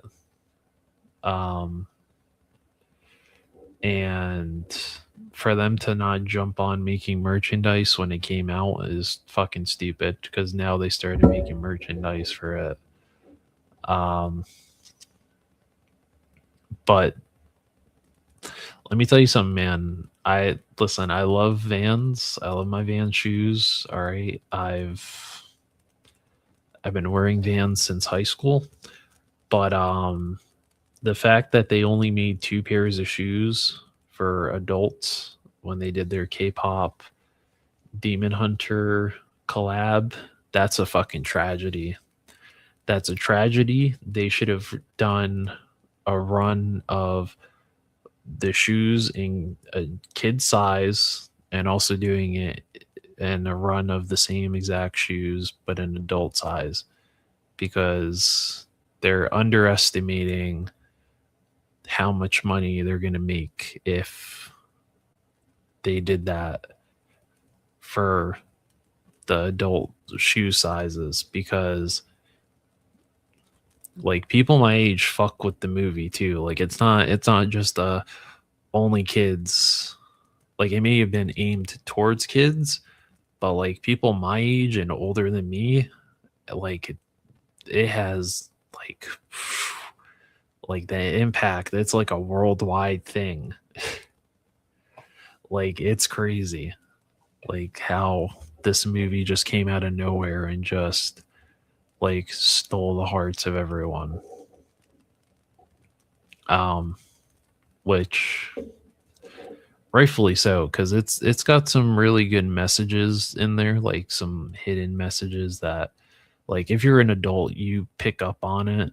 Like kids don't really pick up on the type of stuff, but uh, as an adult watching it, like there's some very good messages being shown in this movie, um that I think a lot of people could relate to. And like that movie really touched a lot of people to where the singer that wrote the songs and actually does the singing part for Rumi in the movie, EJ, like broke down and cried in an interview because she said that there was somebody she heard or saw that there was somebody who was dying in the hospital, and in their final moments asked for the song Golden to be played as they took their last breaths and left this earth. Like that's when your movie has that big of an impact where like you reached that, like that's crazy, dude. Like I haven't seen a movie really do that in quite some time. Like I know people are like big into fucking Wicked and shit right now, but not I. Like my sister likes Wicked and all that stuff, but I don't really like musicals like that. Like she's seen Wicked and stuff like that on Broadway, but not I. I'm not one of those. I think the last time I saw anything musical on Broadway was like the Rockettes at Radio City Hall in New York. But that was like a couple years ago. But oh shit, you're right. Fuck. Damn it. You're right, Frank. Sorry. Trying to get this fucking thing to load, but I don't know why it's not. Well, I had it up, but it wasn't showing it for some reason. There we go. Um, but yeah, like that movie is genuinely like impacted like that.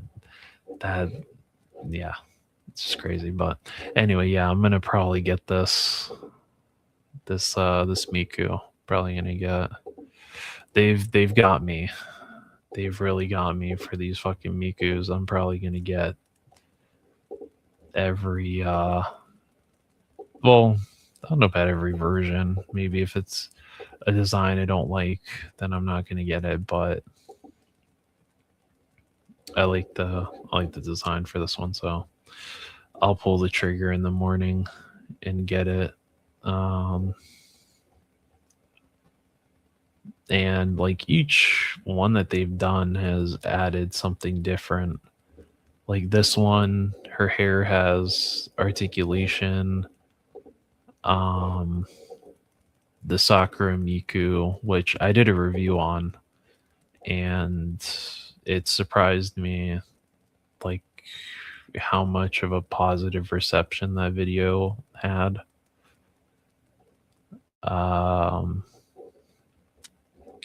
but this one actually comes with a really cool display base, which is this tree, which is really cool.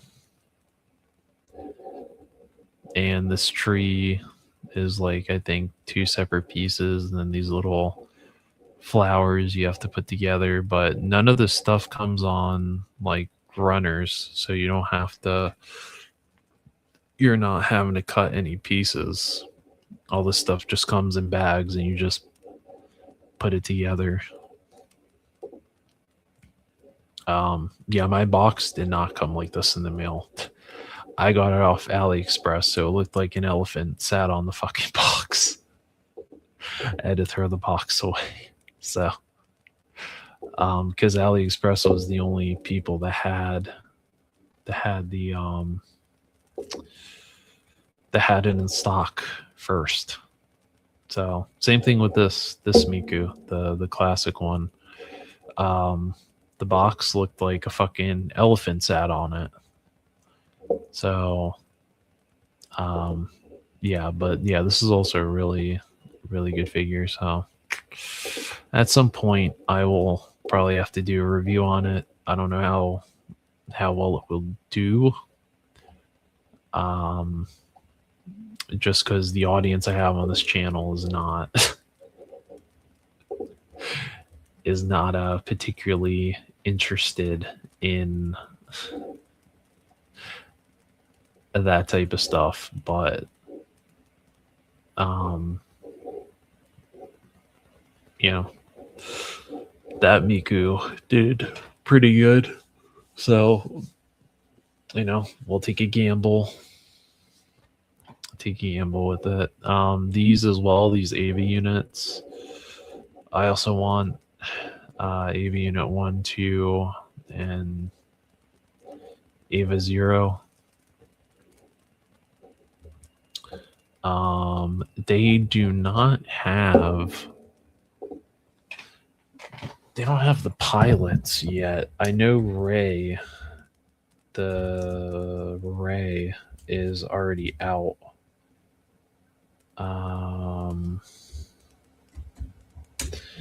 She's already out because somebody did a review on it, and I guess she's already on the sites already. Make them all watch. Front man for Gold Slither, that would be funny. I guess she's supposed to come out. Interesting. Sure, she's supposed to come out this month, but she's not. But she's the first of the pilots to be released. They did show Mari and Asuka as well, but yeah, for what was the full payment? $48. I think Blocky's made the right choice because they released their Ray around the same time the Figure Arts one got released, and this is half the price of the Figure Arts one, which why they added so much articulation to the SH Figure Arts one is beyond me, because they don't necessarily need that much articulation. Like what this Blocky's version has is pretty accurate because they just they pilot the AV units. They don't do the fighting.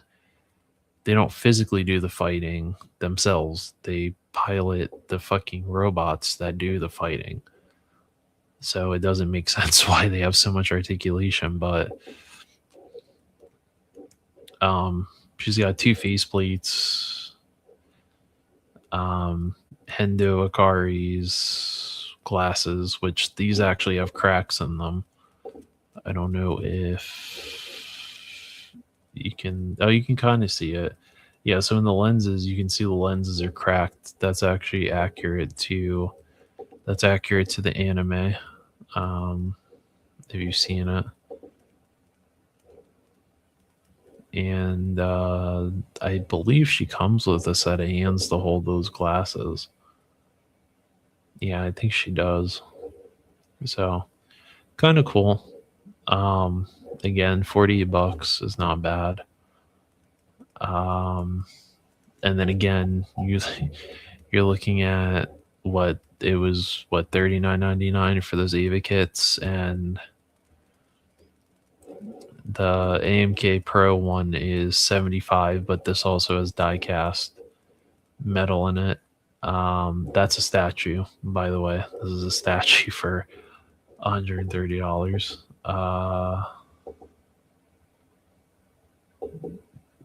And yeah, so these are the metal build Evangelions. These are the Bandai kits. So yeah, like 370. I'd rather pay $40.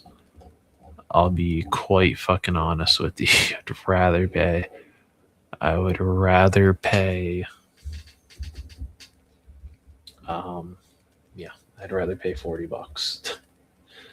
I'm good with this is why I'm like falling for Blockies really hard. Because their prices, man, their prices are just they're too fucking good not they're too good not to jump into.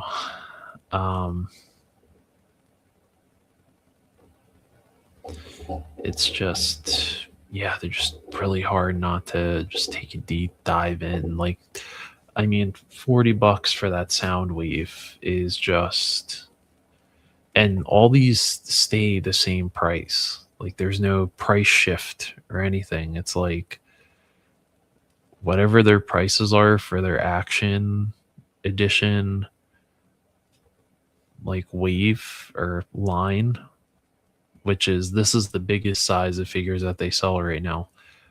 $39.99 across the board. So for Transformers, for their Miku figures, for the Evangelion stuff, for the Kamen Rider stuff that's going to be coming out, like it all stays the same, which is like really interesting. And I also like that with their bases, they give you the parts on here that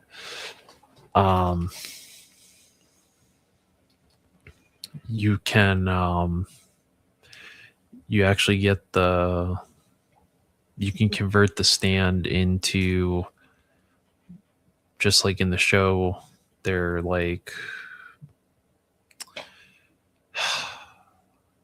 the fuck is it called? Their platform that they stand on. It's like an elevator and it like shoots them up above ground, which is really cool.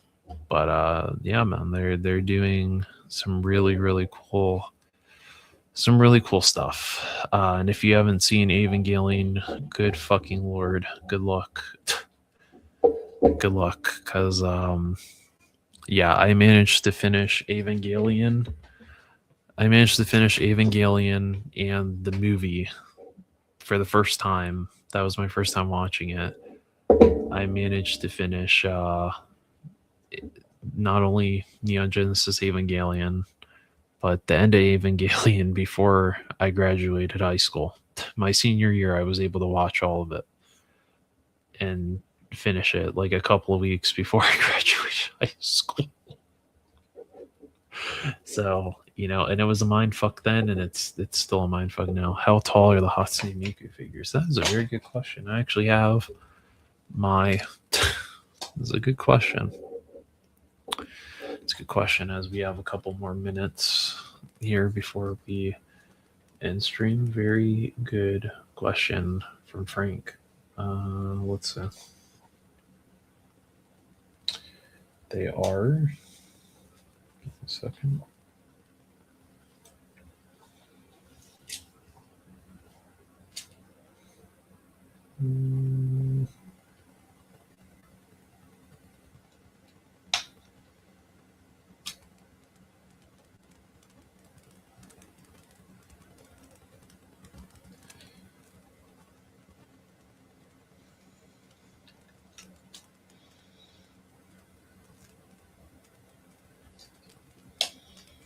Let's say about 6 inches, I think, because what is it? If I put her next to a Monster Force figure,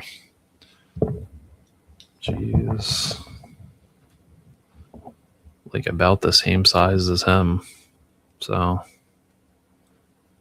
Like, and that's with both their feet. So a little bit shorter than an Operation Monster Force. So yeah, she scales really well with them.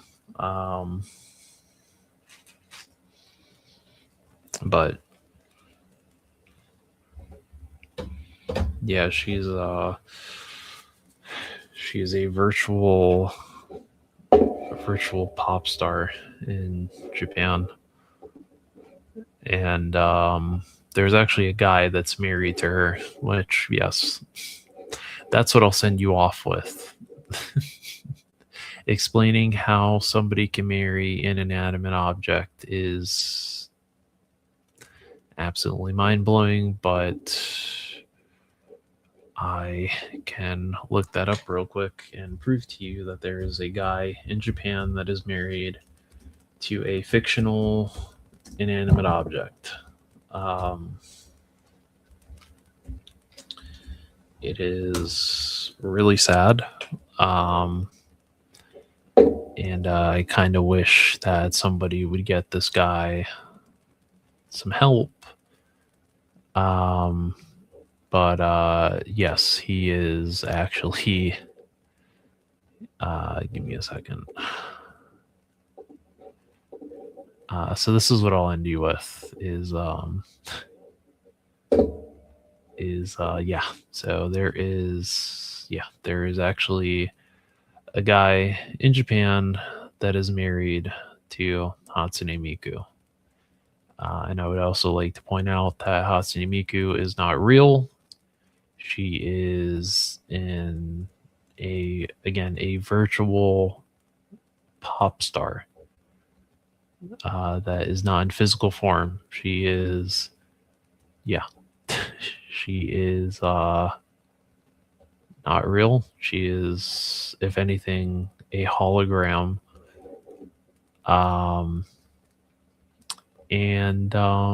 Yeah, so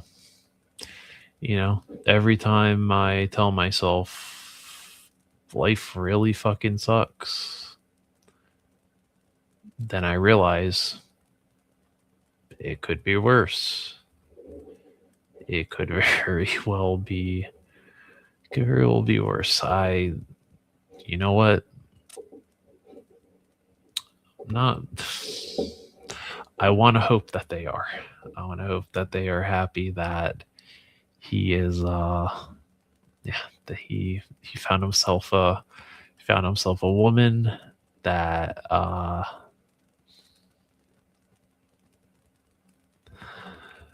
he found himself a woman that can't run away from him, because not only does she not exist, she's a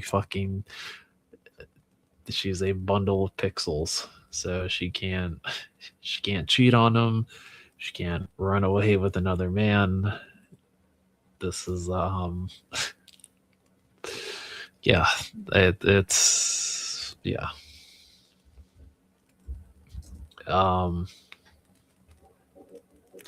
But yeah, see if he's happy. Yeah, if he's happy, they are too. Exactly. I can't wait for Woody to fucking listen to this. This is how he fucking ends the stream. He's gonna be like, "What the fuck?" But I'm hoping that Blockies gets around to making this version of her, because nobody's made any versions of this Miku, and this is by far my favorite version, is the Sand Planet version. Which, if you're into J-pop, well, not J-pop, if you're into Japanese music, I recommend giving it a listen. It's pretty cool. The music video is cool because it pays tribute to a lot of the producers over the years that worked on her songs, that worked on Hatsune Miku songs, who unfortunately are no longer with us, that have passed away. It's a nice tribute to them. One of the more popular ones went by the name of Wawaka, who did um oh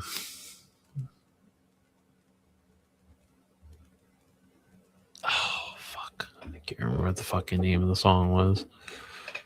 I think it was, is it Unknown Mother Goose?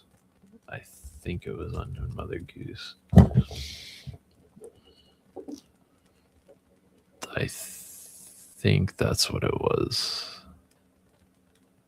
Yeah, Unknown Mother Goose, which I actually got to see played live, which was really cool. Um, because they had like a little festival or like a little concert down here uh last year,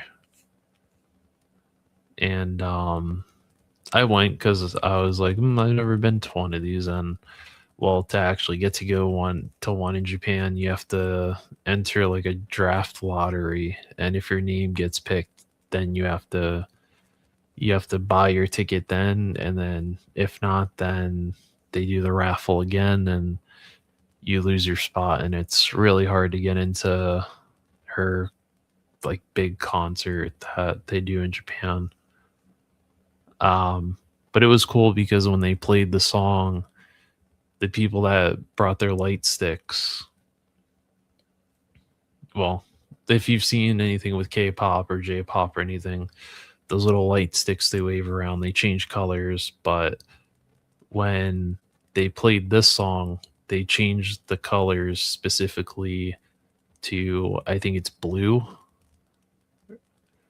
for Wawaka, and that's the fans playing tribute to him.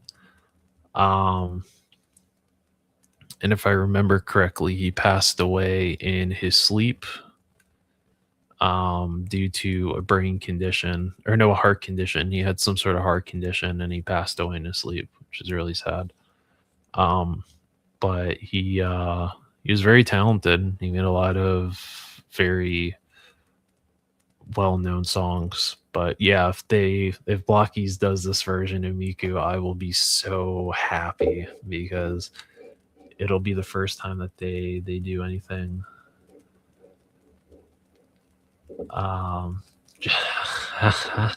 Man, Joseph, just wait for the divorce. Well, listen, I'll tell you what, the divorce will be real interesting than any of the fucking drama that's gone on in this community. I'd be more interested in the divorce arc between a Japanese man and a non-existent inanimate object. That'd be real interesting. They have to let's see how much he pays in alimony. Let's see if they have to split 50-50. They have to split half the pixels. Half the pixels. But yeah, this sand planet Miku is just, she's fucking awesome. It's a simple design, but I think I also really waiting for this fucking thing to let's see, open image and new tab. Yeah, I really like this design though. It kind of reminds me of the gorillas a little bit, but I also really like this design for, it's cool. It's simple, casual. But yeah, it's a very good it's a good one. It's a good one. And just put myself back at the fucking big screen. Yeah, it's very sad. If you're still if you're still looking for something to listen to while you're playing World of Warcraft, there are some really good videos on YouTube that break down Wawaka's history with making music for her. Really interesting, his start, like where he started all the way up until when he passed. Really interesting. And if you want to go down a rabbit hole, you can totally look at Magical Mirai is the big show they do in Japan for her. And yeah, like she's really fucking popular in Japan. Like I remember fuck, I think I was in middle school when like the Vocaloid boom really happened. And like, well, when the Vocaloid boom like happened in the US, like when people were starting to get into Vocaloid and Hatsune Miku and stuff like that. I actually have a little Miku on my now you can't see it. I've always had this hanging on this mic, this little Halloween thing. But I'd get it to you. Yeah,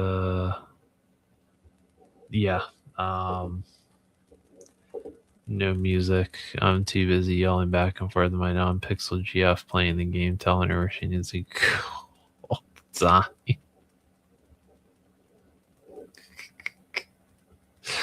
No music.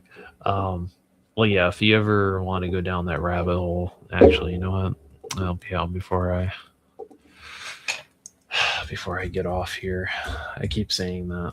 I keep saying I'm gonna get off. I am actually gonna fucking get off. I'm gonna get off, damn it, and go lay down and buy my God. That should be oh shit, that'll be I'd have to get Toy Gains on here. That would be a great fucking topic for a sit down.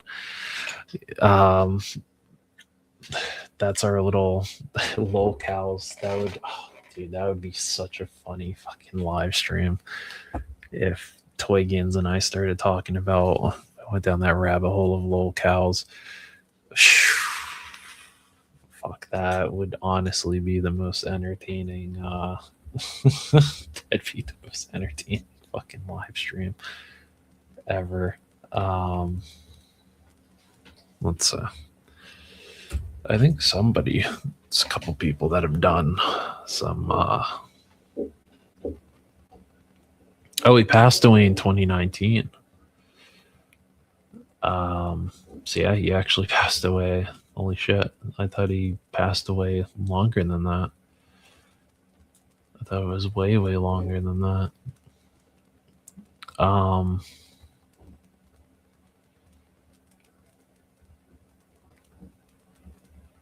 Trying to find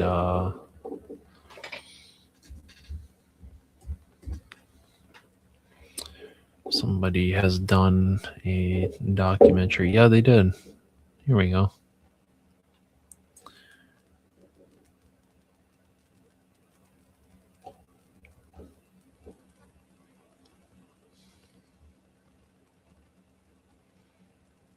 Oh, dude, Melt is also a really good fucking song. They added that to Fortnite when they did the fucking Hatsune Miku collab.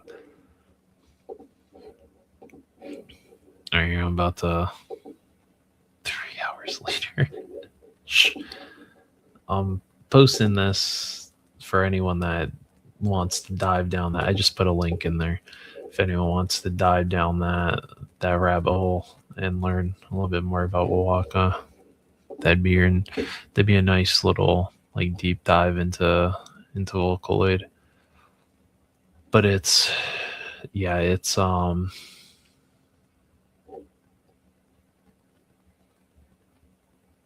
like another one was Shinomoto Sam Free. That was another one. But yeah, if you look up the Wowaka tributes, you'll see like Magical Mirai, they've done it. At Miku Expo, they did it. I actually have a video. Actually, I have several videos from when I went to Miku Expo. Showing that stuff. Can't put on YouTube though. They'll copyright strike the shit out of me for that. I'm not gonna do that. But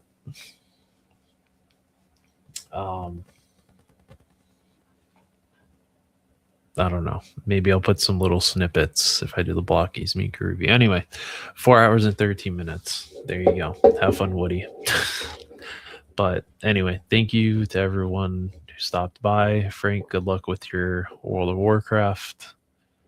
Menjoza, thank you for watching me open up my Donner Party figure and having me look at some loadout ideas for the Eraser, and always giving me feedback on my like crazy brainstorming that I've had recently regarding what I want to do in terms of a play motion.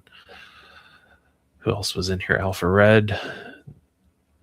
Thank you. Where the fuck is Alpha Red? Red, thank you for stopping by and playing Fortnite with me sometimes. And looking at all the Your Forger clips I send you on Instagram. Stu, thank you, Stu, for stopping by as always. It's always a pleasure seeing you in the chat. Stu is, to me, Stu is an important part of the chat. He always brings he's always that sunshine on if you ever have like a rough day at work, just a rough day in general. Stu's always there to be that beacon of light to bring you back. Who else?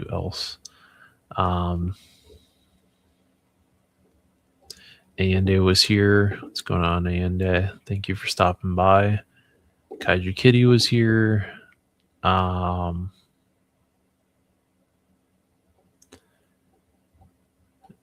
Frankie was here. Name I haven't seen in the live chat in some time. Rough Shot and Miss Virgo was here.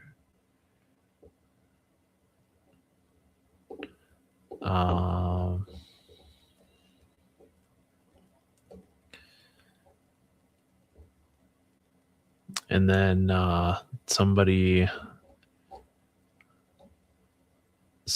that I went to high school with right here.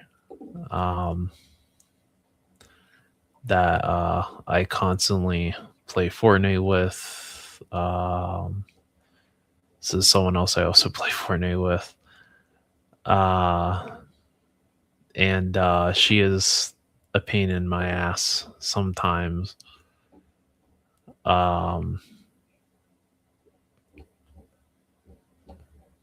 Because she pisses me off in Fortnite sometimes. And Frank, thank you for subbing. And yeah, thank you. And yeah, I'll see you on Friday, and I'll see everyone on Monday. Hopefully my fucking Hatsune Miku gets here.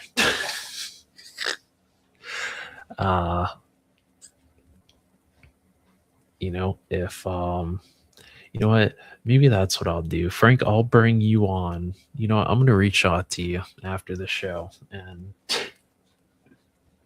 you can open your Hatsune Miku. You know, we'll open up our Hatsune Miku's live. See if we can do that on the next show.